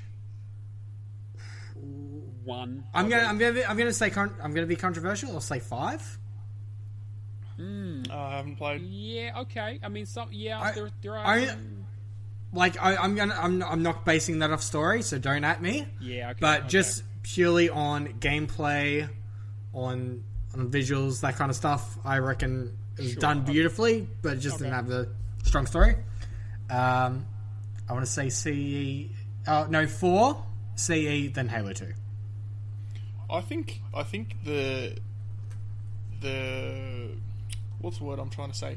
The issue with the Halo 1 levels is I've played Halo 1 on the original Xbox. I played it through on normal, heroic, and legendary. I played it through 3 times all the way. I played it on the Xbox 360 and I think we played it twice there. So I've played the campaign through 5 times, and I don't think that if I played solo right now that I could actually find my way through the levels. They're just horrible. That second half of the campaign, everything looks the same. That's my problem. Unless there's Anniversary involved where you actually have the arrows on the ground, you can kind of follow what's going on. It's just ridiculous in my opinion. I think most of it's fine. I mean, the other thing is that like some of the levels are going like there's that one big snow level where you have to go basically backwards. That's my biggest hate. You know? Yeah, like that level's not great, but I think that I mean. like Truth and Reconciliation was good for the most part. Like, but like the second part, I see what you're saying. Yeah, you're right. When I'm talking anything from Truth and Rec onto, is Two Betrayals? Yeah, Two Betray. Yeah, that's right at the end. Library's not that bad because I understand where I'm going in that. Yeah, but that's Two Betrayals. That's true. Even though I hate the library, I know where I'm going. Probably because I've played it more than any other mission in Halo 1, so I know exactly where I'm going. Yeah. But yes, it's designed well enough that I can find my way through, even if I hadn't played it. But it's just yeah. But yeah, I'll get it finished over the next week or so.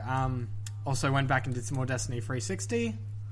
I only have one achievement to go now, which is the heroic mode, the hard mode of the King's Fall raid. To me, it's just I'm about 10 light level under max level. So I believe the max light level is 320, which is the standard for that raid. But then you would do the raid, get some items, and then do it in and out each week. It's just going to be finding a team of 6. I mean, if I can find somebody to carry me through, that would be great. But, I mean, it's probably not realistic now. Saying that... Just chuck a session up on TA, see what happens. Yeah, I mean, it could do that. Yeah, Wolves on Mars, quest line was pretty easy. And, I mean, everything else just unlocked with the... like, pretty much from the Xbox One version. Once I do that, I will go to the Xbox One, finish off the 2 achievements I need, which is basically the exact same achievement plus a Rise of Iron, really easy thing that as long as nobody's in the tower, it's fine. Moving past that, I also played a bit of Killer Instinct this week. I think Nikita just had Mortal Kombat in the background. I'm just like, you know what? I really haven't played a fighting game in forever. I just want to change the mold up a little bit and just go and play something different. And mate, I decided, alright, I'm just going to go straight into it. I'm just going to do ranked. I'm going to go straight into ranked and see how I go. And I want to say 50-50. Really? You didn't get completely bodied? Like the 50% of matches I lost, I got completely bodied. Yeah, alright. I did not realize how OP, going back to Halo talk, how OP Arbiter is in this. Like, he just destroys you. There's some matches that I could not get a single hit in, but then the next match, it's just like, just absolutely just smash. I think it's purely got to be connection at the end of the day. Whoever's got host advantage is obviously just winning it. Of course, that's always how it goes. Nah. But yeah, quite enjoy it. That's the only reason they beat you, right? It's because they had host advantage. Of course. I mean, when I had host advantage, I was wrecking. So I mean, I gotta say, it's every advantage you can get. Yeah. So yeah, I was enjoying quite a bit. So I'm actually go back to Killer Instinct, seeing that is nearly at 5k Gamerscore. Makes it one of the heftier ones. Saying that though, there is 2 discontinued, so I would not advise starting it. I think Shadow Mode has been having issues since January. Also joined a session to get my Age of Empires 2 win a match against 3 human opponents done. This poor guy set up a session Sunday night. Had, I think, 6 or 7 people, 4 mains and 3 reserves. I was the only person to show up to the session. What? Yeah. And I'm like, he was like super, he was like, oh, like, I'm sorry that this is going on. I'm like, mate, I'm just doing a bit of Minecraft Dungeons in the background. You just message out. I'll just go in Taco or something and we'll smash it out. It's all good. So he got one of his mates to join in. He got 2 accounts set up and we smashed it out just doing Regicide. Basically, you can just get a king, walk it over to have your map all visible, walk it over into the enemy, and then they just kill it. Easy achievement. Takes like 40 seconds each time you want to boost it. So yeah, got that out of the way. So I actually might jump back into Age of Empires 2 because that's the only multiplayer achievement that I'm aware of. Dirt Free didn't do this week, but I moved on to instead doing Gravel, which Alex was kind enough to send to me. Yeah. How is it? It's not bad. It was funny starting it up because it's got that whole racing game-esque of these are the professionals. This is the real kind of clips and that. And then you get to the actual racing, and it's just like arcade simulation, kind of, just like very poor graphic. So Not poor. What you're saying is you have to stay on course.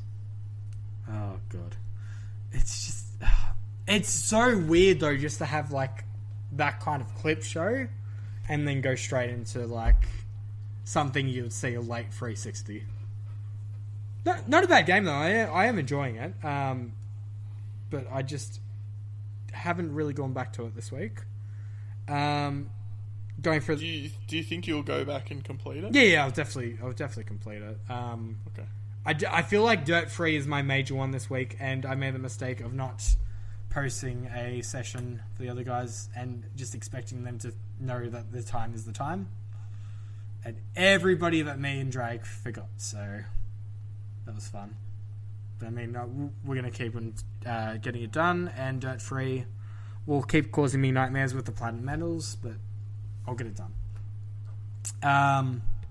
Funny enough, I joined your party when you were doing Need for Speed the other night, and I met one of... Shoot. Yep. Yeah. I met one of Cooper and... Who was it? Cooper and... Oz. And Oz's friends. And he was kind enough to power level me through Diablo, which I added him as a friend and smashed out a few things quite easily. It's funny, I've gone very outside my usual gaming spectrum this week. Played a bit of Diablo. Once he jumps back online, I'm going to smash out the rest of it to get the levels. He's going to be appearing offline forever. Yeah. Oh no, I loved it. Like he buffed my warrior up, and I can't remember what the other one was. The only thing I've realised with that though is the DLC is no longer purchasable by itself, and it can only be bought as part of the Eternal Edition, which is like $100, which I'm not looking forward to. So once Diablo 3, for a sale, right? Yeah, once it goes on sale again. Speaking of dungeon crawlers though, majority of the week Minecraft Dungeons. You and Trimmy, yeah? Valak was in as well? Nah, Trimmy just didn't show. What? Oh, he's family, man. What's going on? Trimmy, come on, mate. It wasn't even because you were sending messages to the Twitter this week, was it? Because I didn't see any. Yeah, no, he's been quiet this week. Trimmy. I was just like, but just haven't seen him online. Just have not seen him online at all. Very sad. But yeah, so I started with Valak and Aftos. Doing it on the Friday night before I headed to Swan Hill. We got up until the very last level on the, I say the normal mode, but I'm not sure if it's just normal or easy. There's 3 modes, which is the base one. Second playthrough is your adventure mode, and then the third one is apocalypse difficulty. The only thing that changes between each one is just better items and higher power levels on the next tiers up. So I smashed out to, I want to say, level 25 on the Friday night. We done most of the first playthrough, got, I want to say, probably half the achievements done, and went, alright, we'll come back to it in a few days. Came back Sunday and I had a real inkling to play it again. Joined one of my friends, Angela or Dread Girl from the Xbox Achievement community, and Rampant Meerkat, which is Timon. And they... Timon loves his memes. He loves his loves memes his on memes. the Facebook. He loves them. Loves them. Great guy. Anyway, so they were at like power level, I want to say 100, and I was power level 20. So it is incredibly easy to get power leveled in this game. So when I joined them the first time, they were doing the first few levels of Apocalypse difficulty, and I want to say with 2 hours of boosting probably got me up to power level 60. Funnily enough, I went back and I just went, alright, Valak, Aftos, I'm going to power level you a bit, we'll get yours up. We'll go through on, because I can basically do the low levels of Apocalypse based off that. I just started trying to get some stuff out of the way for him. And then I'm like, oh, you know what? I'll be right back. So I joined back into Dread and Rampant Meerkat's game. And of course, perfect timing, they're on the final boss on Apocalypse difficulty, which is probably the hardest achievement in the game. With their friend, I'm trying to think of the fourth one, but name escapes me. Anyway, final boss spawns. I don't know what happened with this glitch, but has two forms, yeah? First one's just the Ark Villager just flying around, cause mayhem. Relatively easy to beat. One hit. Just absolutely destroyed. Then normal boss kind of leveling where it just starts filling up the HP bar. The fourth guy in our party just absolutely just lays into him with everything he's got. 2 seconds killed. Wow. So 100 game score just for that, and I'm just like, okay, I know we're not like power leveled massively above. We're same power level as them. But I don't know. So, I honestly think there's something wrong with the final level. Because when I was doing... Don't say that. They'll patch it. I mean, jump on it quick. Jump on it quick. It's on Game Pass. Honestly, I'm going to keep it installed because I'm such a high level now that I could probably run through and power level some people if you need it. And if time permits. Unless your name's Trimmy because he ditched you. He ditched me. He just didn't show up. It's not fair. Did you have a family gathering or something? Mate, he's just... You didn't get invited. Yeah. That's no good. Bad blood. But yeah, no, I really enjoyed Minecraft Dungeons. Smashed out the 1K. I'm glad that the DLC is coming out next month. I hope it's one of those things that gets added into Game Pass Ultimate, but I don't know. Saying that, it's just... I feel it's the perfect length of game. It doesn't overstay its welcome for like a kind of... And look, it's Minecraft, it's my first Diablo pretty much. Like, it's something that you could get like one of your kids into, like playing alongside you, and I reckon it would be fine to teach them that kind of gameplay. So it was that. Last game for the week, Battlefield 1. I jumped in last night. Just had a real urge to play some Battlefield after we finished up 5 last week. Smashed out. I know I crapped on it a lot, but I had a good time playing Battlefield 5. I jumped straight back into the multiplayer last night, and I did I did Assault and Medic to rank 2, which is 2 of the achievements. Scouts, I am probably 1 match away from, and then I've just got to do support. It's that easy on Battlefield 1. And then I'll do my hard playthrough. But, yeah, so that ended me up with 4,970 Gamerscore for the week. Not bad. Just before I move on, though, I do want to say that I did get the Connect from Alex this week. So I did purchase Shape Up Gold Edition last week, and I will... Is that it on the bench behind you, actually? That is it on the bench. I've got it here. I thought it looked familiar, and I'm like, what is that? Yeah. Nikita saw it, and she's like, why can't they make phone cords that long? Like, Tarragon's doing something right here, including very long cords. But yeah, I will start Shape Up this week because it's I believe the new week starts on a Monday. I posted this week, I did a quick weigh-in before the podcast. I'm 95.4 kilograms. I think every week whilst I'm on, I'm going to just do a quick weigh-in beforehand and see if it does make any difference over... I want to say the achievement lasts for 24 weeks of doing it 3 times weekly. But I'm just going to double check that. It's got a big ratio, 4 ratio for the game. Yep. Overall. So reach a 24 weekly objective streak is the one I'm going to be going for. Is the big one. What do you do in this game? Is it like a workout game? So that Connect tracks you, or it's like a workout game, but it's got like very cutesy kind of, I guess, challenges.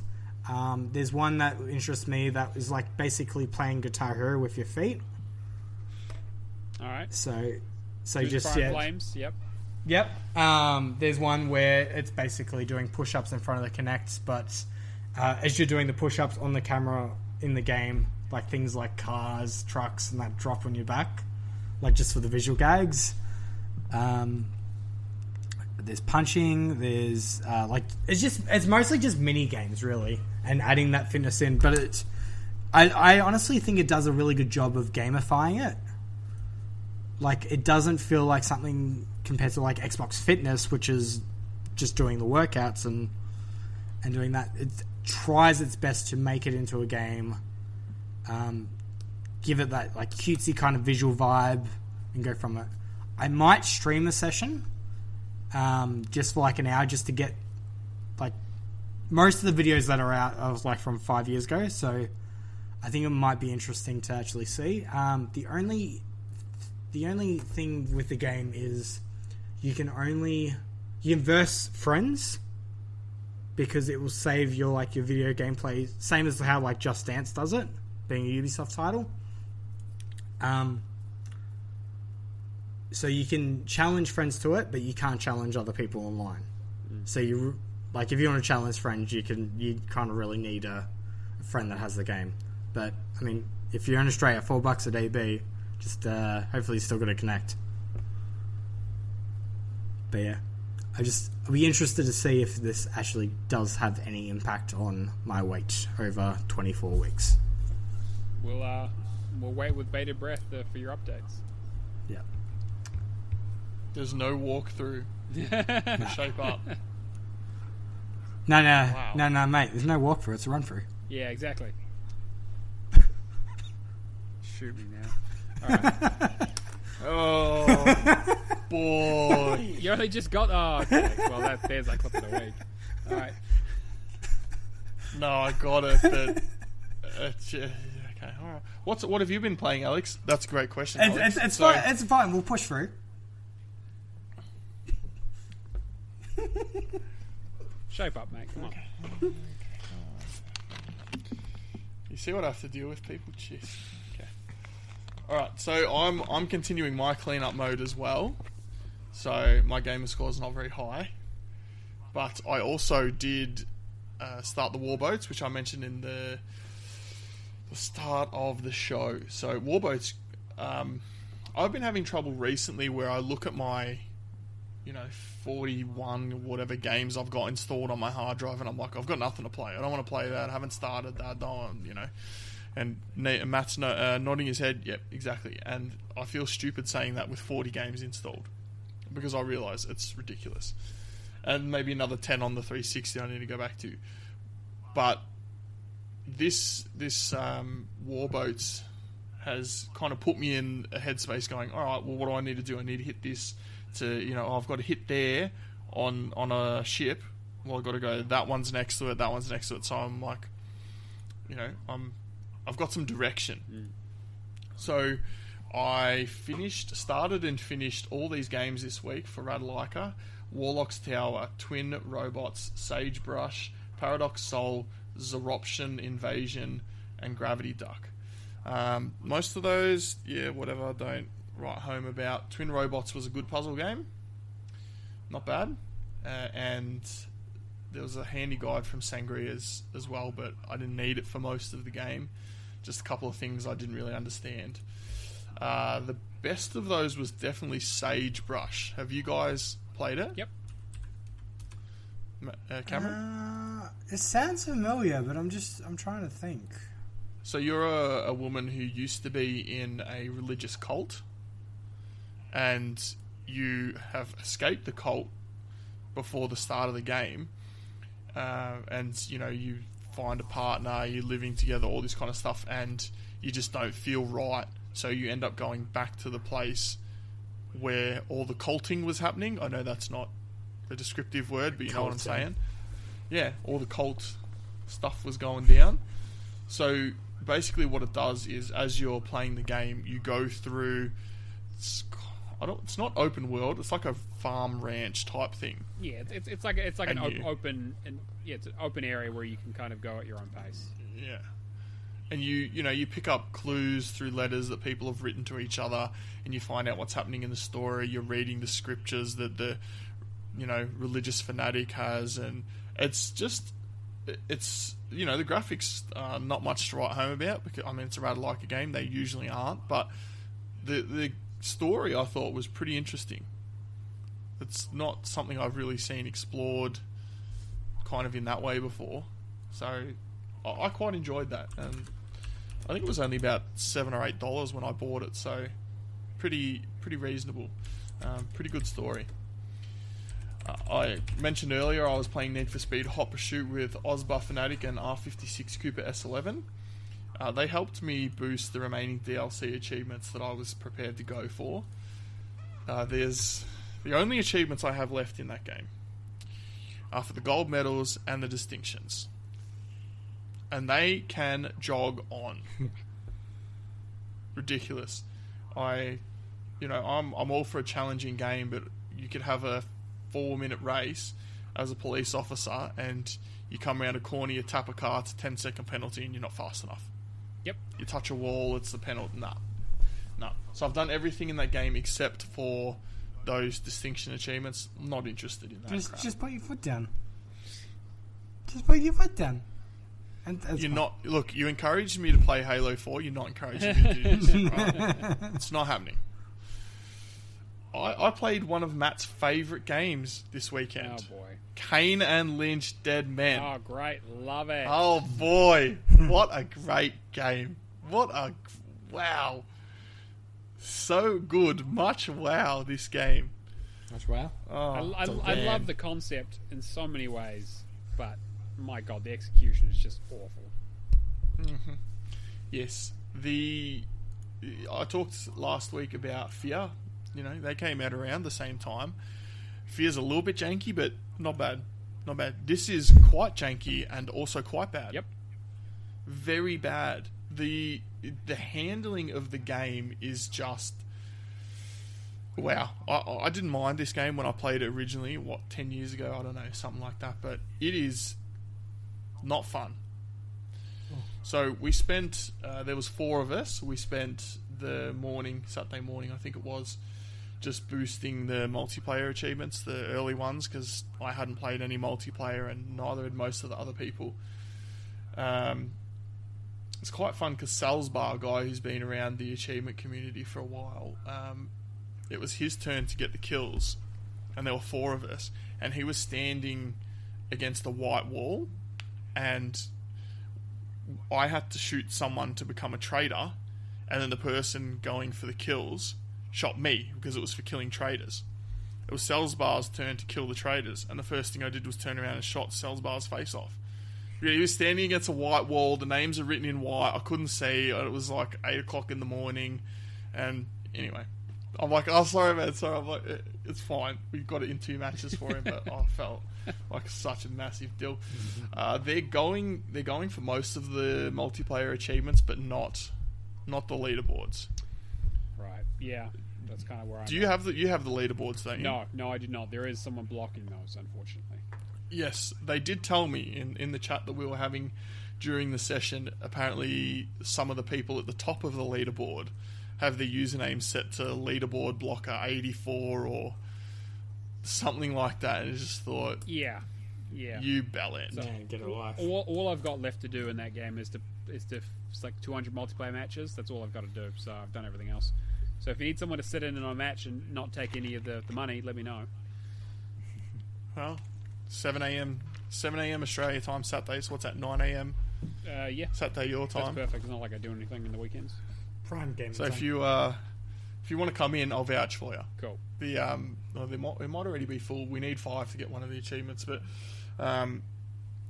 the guy put up in his first session 2 weeks ago, he's like, I want a group of 4 other people who are prepared to go almost all the way through, not leaderboard. I just thought, I don't know, I'm probably just duck in for one, get the low-hanging fruit and then get back out of that game. Because I played it years ago. I did a save transfer from the hard drive, and there's no save on my hard drive anymore. Like, between my 360s, they had that cable from the old one to the Slim. And there's been quite a few games, actually, that I just don't have a save game for. And I did a save transfer from them. So I don't know, maybe 10 years ago, stupid Alex deleted the saves because I wasn't going to play the game anymore to get that extra 400 kilobytes of space on my hard drive. I don't know. I don't think I did, but who knows. Anyway, next game I played, Doom Eternal. So Sunday morning had a session for the battle mode multiplayer. I mean, it's just bad. It's just... I don't want to crap on it too much because I feel like they were trying to do something a little bit different. You know, they're known in the 90s for their deathmatch multiplayer because they were pretty much the only deathmatch multiplayer, and they had that in 2016, and it was okay. You know, it was not great. Didn't light the world on fire, but when we played it, you know, actually playing it on the Sunday afternoons, I think the AH101 community was playing it on Sunday arvos, and you know, it's good fun getting a bunch in the party and, you know, super shotguns to the face. But this battle mode is just not good. I don't like it, and sadly I think that they're going to add more achievements with DLC for the battle mode. They definitely will, but I think they are doing some actual like single player DLC as well, so we might get a bit of both. You guys were talking about Mick Gordon a few episodes ago. That was actually the episode I just listened to. I initially thought I don't need to get into it. I initially thought that Mick Gordon had done nothing wrong, but then reading a little bit more about it, it seems like he might have. Yeah, it definitely sounds like there are issues on both sides with that one for sure. Anyway, battle mode, whatever. I'll finish it in probably 2 hours. Get the last 2 achievements done. So the big one I've been going back to this week. So Condemned Criminal Origins. You remember that game that had 970 Gamerscore in like 2005, 6? Yeah. Yep. Do you know why it had only 970? It was an achievement removed for some reason, right? That's about all I know about it as well. Yeah, it would always bug me. I mean, like, I actually really enjoyed that game as kind of buggy and, you know, iffy as it is. But it's a real shame. So, you know how you were talking about in Call of Duty people rolling up behind you? Condemned is one of those games where it can happen. Oh, all the time. The enemies decide to flank you around. You know, you go into the next room and someone breaks through the door in the last room to come after you and whack you in the head with a pipe. Yeah, every time. You run and hit an enemy, and then he runs behind a corner, and then you run to that corner, and he's gone, and suddenly he's behind you. Yeah. Look, it's a good game. It's a good game. I hate it when people crawl up behind you. I hate it when games spawn something in behind you deliberately, because I don't know, it just screams cheap and lazy to me. I can't stand it. But it doesn't happen all that often in this game, but it happens often enough that it irritates me. So I'm going back. I'm playing it on backwards compatible on the Xbox One, which is actually really good because that game's like 14 years old now, and it's you can still play it on the Xbox One. That's grouse. I'm having trouble with my saves though.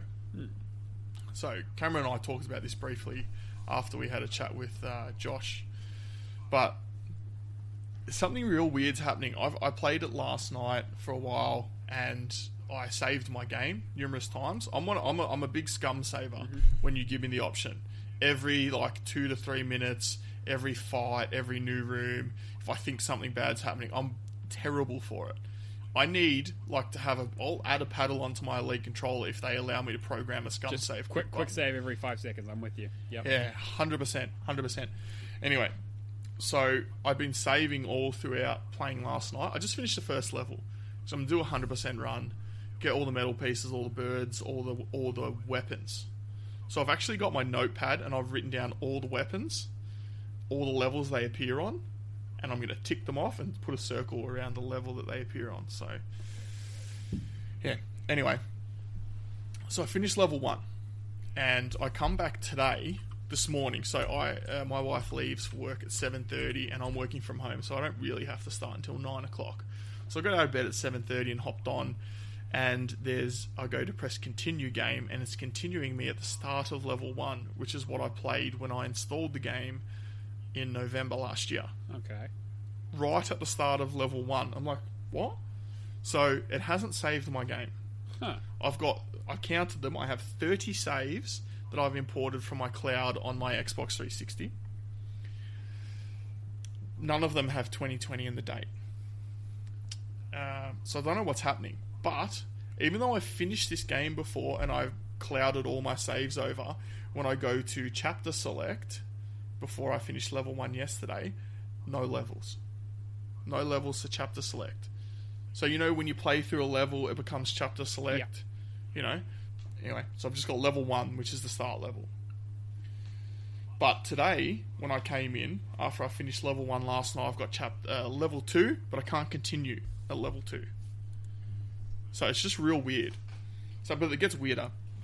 So I'm thinking to myself, like, I've got to get all these weapons in one run. Pick up all the unique weapons. There's like 35 of them, I think. 34, 35. Mm-hmm. I'm like, do I start chapter select level 2? Does it remember all the weapons I picked up in level 1? Does it remember that I picked up all the birds in level 1? Does it remember all the metal pieces in level 1? All the evidence that I collected in level 1? Like, you know what, I'm just going to do level 1 again. So I go through this morning, just power through it, because I know where all the dudes are. No dramas. As I go through and start playing level 2, I start checking the manual saves, because I'm like, oh, okay, this is called, you know, whatever, Central Metro. I go and save it, and it changes my save with a date of 2020. I'm like, oh great, it's saving now. Except it has a save name on the level 1 level name, Wiseman Building or whatever it is. So I'm like, I'm saving in Central Metro Station. I'm like, what the hell's going on? So I save it again, and it's like, oh, Bert's department store. I'm like, that's like level 5, 6, 7, something like that. I'm like, what is going on? But then it also doesn't have. So I was playing at about 7:30 this morning. It has the date as the night before at like 7 p.m. What is going on? I'm like, I don't know, mate. I don't know what's going on. Time-traveling I don't video know. game player. Either that or it's very scary. The game's haunted, you know. Could be. So what I've actually done is the checkpoints that you get to seem to save with the correct level name and time. Mm-hmm. But I've actually left my console on, and I'm going to leave my console on until I finish the entire game. Sounds good. And as Cameron said, I'm not going to turn my 360 on until I finish the game. It just sounds like one of those old creepypastas where you find out that somebody owned the game before you, and then they passed away, and now their spirits haunting you. Yeah. Oh man, it's crazy. I don't know what's going on, but It's crazy to think too, like back in the past you would have got to a point where you might be able to play somebody else's save. Yeah. And then just think like, oh, this person might not exist anymore. Like on a Game Boy game where they saved on the cartridge. Yeah. It's not a thing anymore. You can't experience dead people's gaming habits. This is more.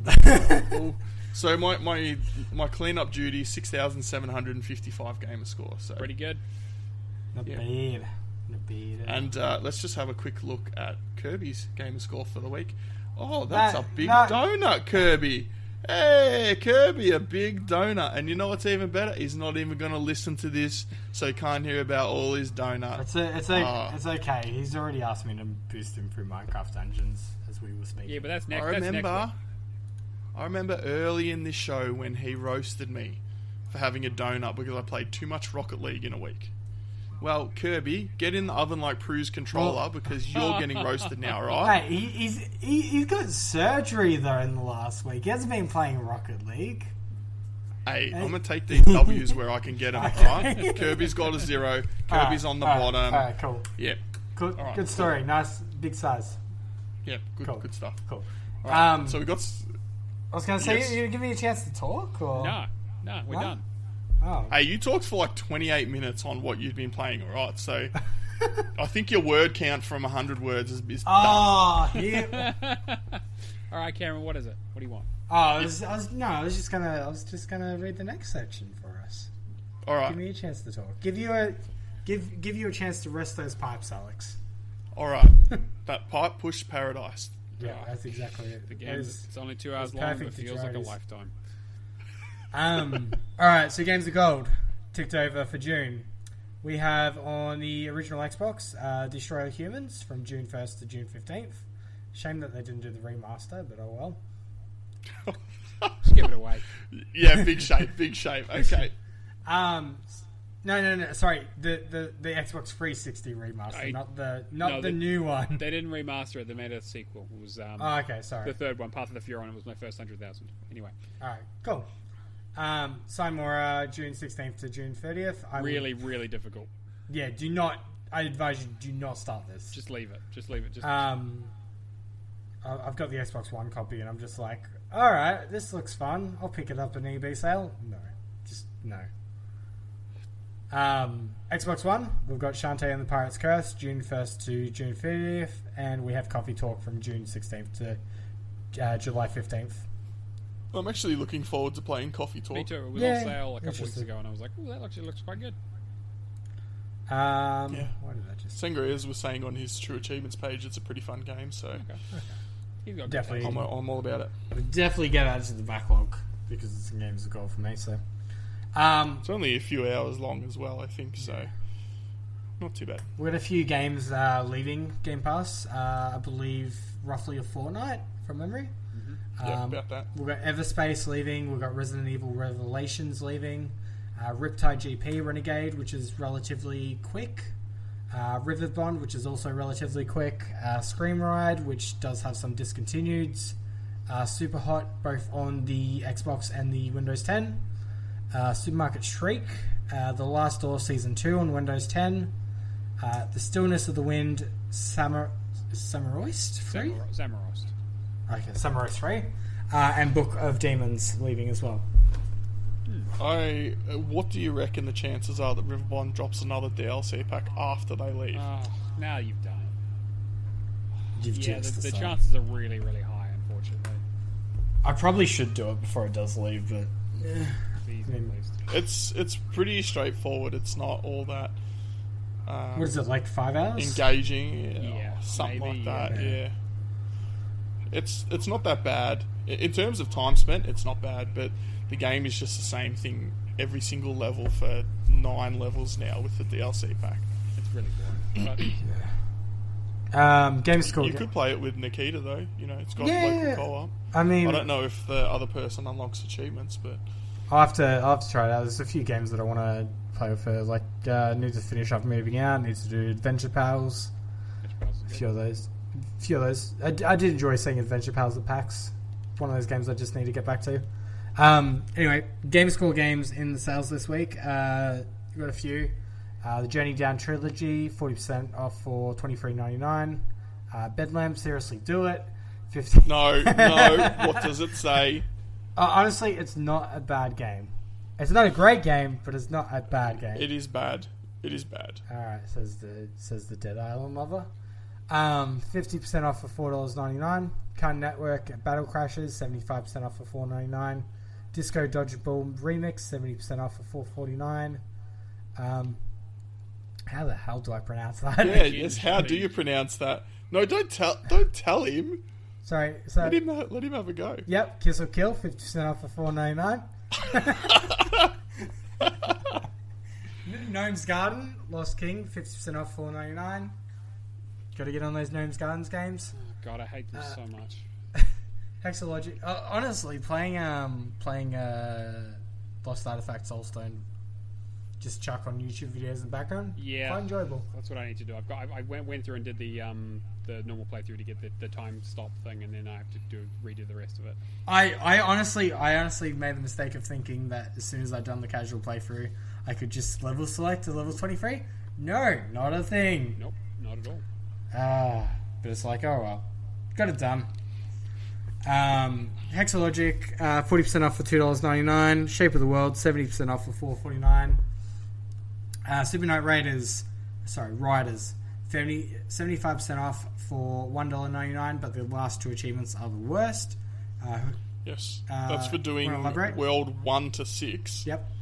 So the last achievement's for doing World 1 to 6 all in a row without dying. Oh, lovely. Good And on each world has 5 stages, I think. And the last achievement is an unlock all achievements, which does work, but you have to rely on that previous achievement. Yeah, but the thing is, it takes, I think it's 15 to 16 minutes. And in that time, I think you can hit two vehicles. Yeah, I mean, and make it literally all pattern memorization. So the best way to do it is to watch a video and follow it exactly, and just do it bit by bit by bit. It is arduous as hell, and I would not recommend it. Get a Cronus, write a script, I mean, share it with the rest of the community. That is the other way. Yeah, that actually. Why didn't I think of that?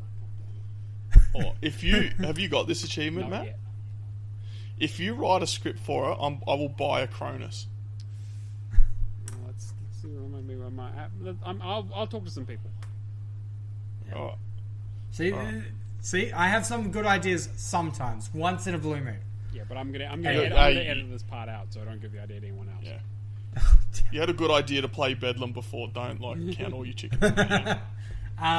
So Terminator Resistance, 33% off for $26.79. Is apparently a really cool game.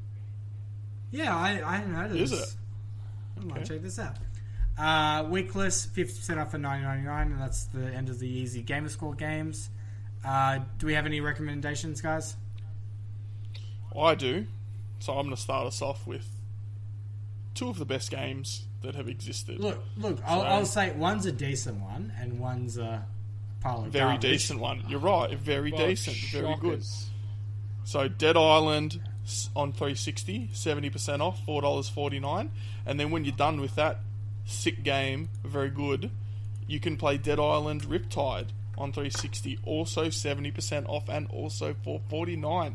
And get around it. I don't think that you being number one on the Dead Island leaderboard on TA would have any influence on that at all. Now, would it, Alex?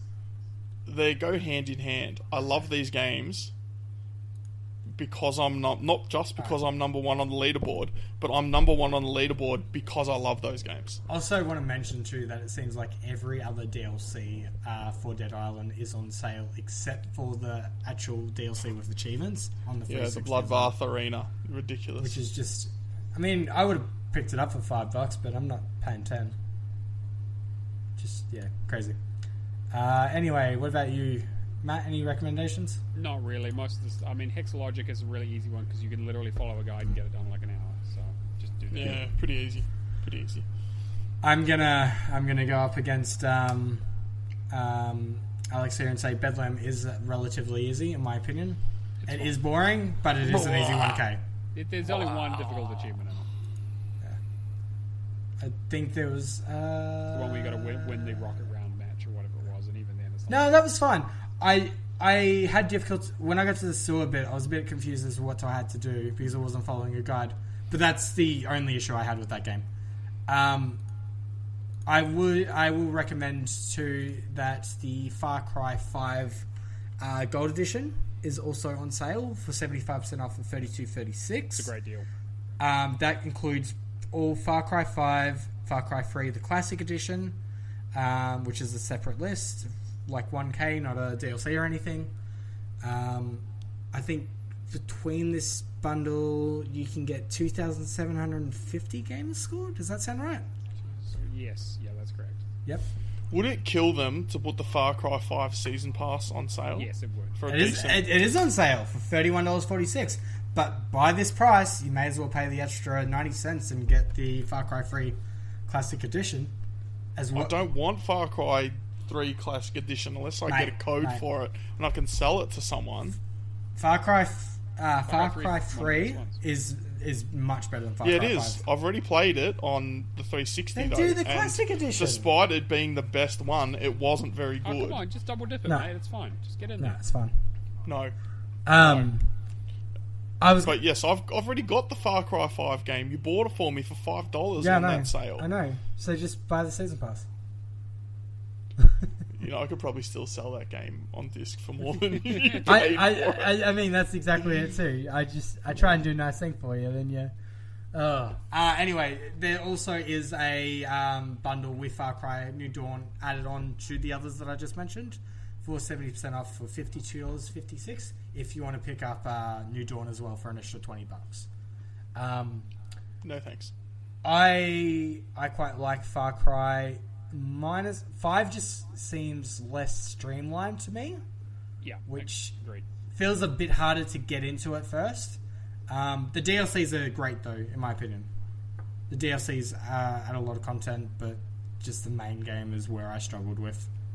And free. The is DLCs amazing. seem quite expensive. They are pretty big, Like- especially the Alien one is quite big.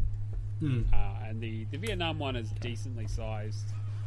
I enjoyed it. Yeah. For what it was. The zombie one I'm not really a fan of, but Chin and I played through that. But yeah. So there's those ones. Is there any games that we will be picking up this week? Nope. I don't think so. Wait, you're not buying anything, Matt? No, I I can't know, believe right? this. It's I made it Shocking. almost halfway through the year, and I still haven't bought anything technically. What does it count against your rule if you were to buy Kingdom Hearts 1.5 and 2.5 for me? Yes, because I'd be spending money. So yes. Yeah. Yeah, the good. goal. Yeah. Yeah. No, don't worry. I'm not. Check your post box. Oh god. Alex. Did you send me a coaster as well as the other things you sent? Mate, I've got some real doozies I could send you when I'm finished. It's a with this coaster that doubles as something that can work in my Xbox One. That's some next level technology. It also works as a frisbee. I had Adrian message me the other day, like at 5 a.m. in the morning, just saying, "Hey, you don't want a copy for dirt free on PC, by any chance?" And I'm like, "Please no, No, don't. Yeah, don't please don't." He's like, "Oh, it's okay. It didn't show up. I'm just gonna have some other guys with them." I'm like, "That's fine. If you need any advice, it's fine." I got my thing in the mail finally from Kirby. Took several weeks. What did he send You you? sanitized it? No, I didn't. I probably should have actually. But my horse and me too. It's ready. Yes. Ready for some Oh, rounds. mate. But that Is that a 1.4 that is million that's Gamerscore going to game? be 1.4 million for sure. So I'm buddy. it's going to be a while before I play it, but I'm going to have it sitting there on the shelf as a My great horse and me great too. talking point for anyone who comes to visit. Need to do like what Stallion did, and what was the game that he had in the trophy case? Was it Hannah Montana? Yeah, that's it. I thought it was Pimp My Ride. No, Wasn't it Pimp My Ride? It was Pimp My Ride. Hannah Montana's in my trophy case. It's my 200,000. But yeah, having an actual physical trophy case set up with perfect. it. Yeah, absolutely. Yeah, it just looked amazing. Before we move on, I might pick up one of the Just Sing games, just for the hell of it. The Let's Sing games. Sometimes, just depending on like who I'm playing with, I'll just chuck one of them on. They're around the $35 mark, but I believe that for the country one, you might need a region swap. But I'm not just doing looking country. here at the horse name for my horse and me too. Blue Jeans is what I think I call mine. I think that's one of the defaults. Oh man, Or maybe it was Starlight. that's awful. Starlight, Blue Jeans, Cupcake, or Steve, because one of those things is not like the other. Yep, Steve is a classic. Okay. Alright, so Knobs and Discos, we had some the Mafia 2 Definitive Edition achievements apparently have been fixed. I fixed this up for you. The Mafia 2 Definitive Editions for the DLCs. The problem was the DLCs weren't scanning in. Oh, I see. Right, so then you can get them now. Also, Explorer is still a thing, so yeah, have fun driving 1,000 miles. Oh god. Yeah, I was really looking forward to redoing this, but yeah, might not touch the DLC. We'll see if the glitch still works. It'll be fine. Yeah, I think there was people talking about it in the community. I don't know what the goal is there yet. Wait till we get some confirmation on that. Not that I'm going to get to play it this year anyway. I mean, you never know. I mean, by the time you actually jump on it, it'll probably be in a 75% off sale. True. Perfect time to jump in. So yeah, there's that. Do you want to take over the milestones? Okay. So for Achievements 1, D Judd has reached 8,000 achievements. Valak C has reached 12,000 achievements. Tatey has reached 18,000 achievements. Kingsman 2625, 20,000 achievements. Planting 42, 32,000 achievements.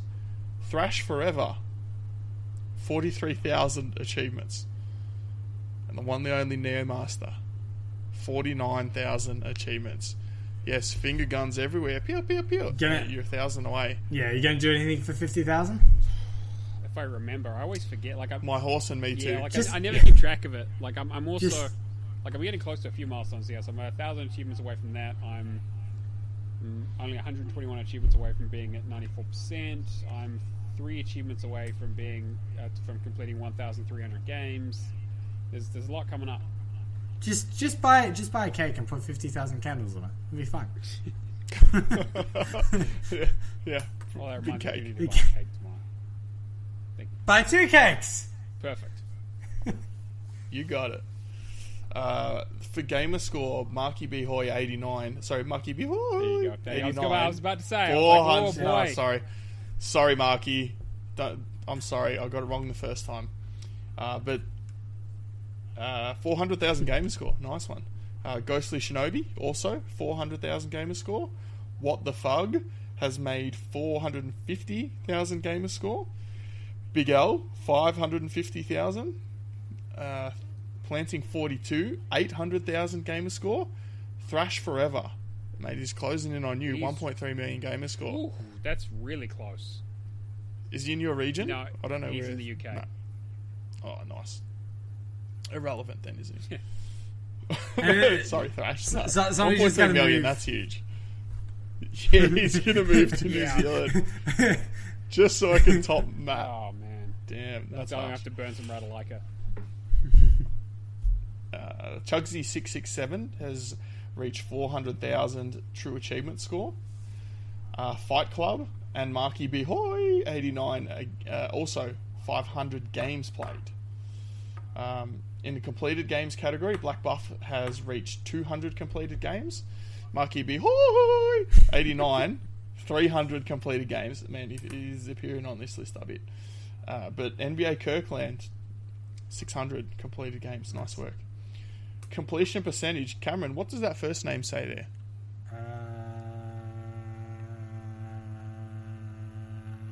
I think you broke me. I think that's Fred 83. Yep, that is Fred. PHR3D 83. Right there. No. Fred 83, 71% completion percentage. Big L's reached 72% completion percentage, and Prue has reached 81% completion percentage. Nice work. There's a lot of the word percentage in there appears a lot. Yep. Planting, still chugging along on his approximately 15-year, according to Kirby's maths, 2,500 day achievement win streak. Is it 15 years or 150 years? I never get those ones right. Maths. Yeah, quick maths. Alright, the leaderboards category. So lots of good ones here in the leaderboards. Ben L72, top 50 for completed games and Gamerscore leaderboards in Metro/Metroidvania, depending on however you like to say it. Wakapil is second in the Sweden completed games leaderboard. Get the bra. I don't know what you just said. He will if he's from Sweden. Yeah. I think he is. Prue is third in the Virginia Gamerscore leaderboard. And Daniel JJ14 is now in the top 50 England True Achievement leaderboard. I'll come back to Daniel JJ in just a sec. The ratio milestone is just Daniel JJ again. TA ratio of 2.1%. Ooh. Probably something that I should have mentioned at the start of the show, but Daniel JJ14, Jimbot UK, and I'm just gonna look up the teammate. And other. Okay, right. So for the team side of the Great True Achievement Scoring Challenge, they won it. Is this Team Leapfrog? Woo! Infamous. That's who it was. So Jimbot UK, Infamous, Daniel JJ14, they put up. I'll go back a page so I can give you the total. 337,543 True Achievement difference in a week. Idols Become Rivals, 279,000. Cake is Alive 3.0, 73,000. Flamin' Hot Chivos Remastered, nearly 59,000. And Warriors of Rock 5, 9,175, who only have 2 team members, as someone got booted. On the solo side, Unfortunately, Jimbot and Daniel came second and third. They lost out to Inferno 118. So they came second and third in the solo side. Also worth mentioning, Elroy OMJ. Well known in the achievement community between us and the AH 101 and probably others. Came fifth, 30,063 true achievement points. But Inferno, 133,311 in the week just by himself. I think he was in the team that came second. So, big finish to the true achievement scoring challenge. I guess it'll be back in a few weeks, but no, I'm not ready. Even if there's a community badge, I don't think I can't do it, mate. It's a rough one. I'll say I can't do it, but I probably will do it because I'm an idiot. Sign up, see where you land. Just don't push too hard. It kind of... There's the appeal of, you could just go away for like 2 years, just build up, 1 million points worth of preloads, just, do it, get all the hard games done, like, gold medal every race in this game and get 2,000 TA, bank about, I can't even quick maths at 500 of those, no, that's like 4 million, anyway, just get them all in the bank and then just go and destroy the competition. Yeah, but you need to do that every week. So you need to... Yeah. Do you reckon if you had 1 million points of preloads, that would be enough to get you through for the win? No. You reckon? I don't think so. Are you playing stuff as well? Oh, I mean, okay, if you're actually still playing stuff, then maybe, yeah. Yeah, okay. Anyway, that's just a little side note there, but congratulations, Daniel and Jimbot. Well done. Great work. All right, so... Well, Valak, we've got your question. We're going to hold it on to it for next week because this is meant to be a short show, but it wasn't. Yeah, you got into it late. Like, jeez, man.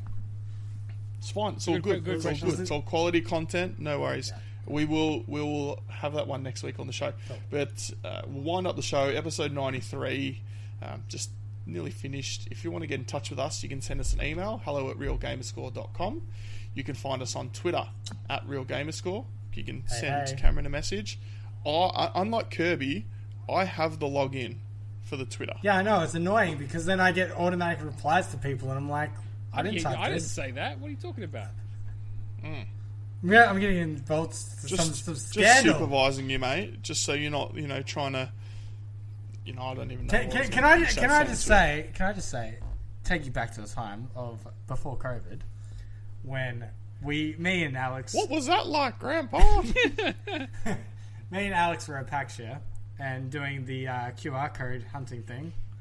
So here I am, like, just using the Real Game Score handle. Alex is just using his personal one. And I seem to remember the Twitter getting sent a code for some free Game Pass Ultimate. It did. And you know what happened with that? Yeah, you claimed it before I touched it. I did claim it. I claimed it for two reasons. Because I got a message in my email that gets my Twitter, my personal Twitter emails, and said, "Congratulations, you won a code for 3 months Ultimate Game Pass." And I'm like, I came 5th overall or something. I'm like, this is crap. And I redeemed the code. And I actually messaged Xbox ANZ and said, seriously, this is all? I mean, I sound like an entitled, I spent a lot of time tweeting out. There'll be a chance next year, maybe, when they have a PAX again. So, the funny... So then I got another email. Can I just interrupt you? In my Gmail, and I redeemed that as well. I'm like, okay, I see what's happening. The funny thing, too, you would have been replying back on your own personal Twitter, which they've just gone like... We didn't give this guy anything. What is he on about? That's true. That's true. And you would have looked like a total bell end because of it. Yes, I did. And that's all we need to talk about that. So, there you go. I've outed myself as a bell end on the show, in case you didn't know from listening to me. So, all right. Again, if you want to come join us in Discord and tell me I'm a bell end for claiming all the codes, discord.io/realgamerscore. You can find the Patreon page at patreon.com/realgamerscore. You can write in questions to the show, and we'll endeavour to answer them within 1 to 2 episodes. Sorry, Valak. You know, It was a busy we'll get week. into it. We'll get into it. It was a busy week, yeah. Also, if you're interested in being on the show, just let me or Kirby know or something, and we'll have a chat to you. See if you're very good. Sorry, what am I thinking? Not bad. Good size. Good size. It's late. It's even later for you. So Matt. if I lose weight, then am I not going to be good size anymore? No. No, you'll be a good size. Oh, okay. Weightless is good. Well, unless you're too skinny. This is going down a path we don't need to. So you can help us by subscribing to the platform that you listen to us on, whether that's iTunes or Stitcher or Spotify or wherever. Leave us a review, tell your friends about us, retweet, and ask us about our stuff on Twitter. Where's day 17, Cameron? Where's day 17? That's At 18. That's a good question. It's a good you question. Should By the time this show is out, you can say, no, that's fine, they're up. Right? Yeah, they're up. They're up. Okay. Is Kirby editing this week? Because then you'll have plenty of time. Hey, mate. Oh, boy. He posts one episode on the day that we record once. Pew, pew, All right. That's all it takes. That's all it takes. Not on the day we recorded. An hour after we recorded it. I edited it. Yes, I was like, that was very nice. Flash. And mate, you probably put more effort into. Yeah, it's true. I actually listened to it.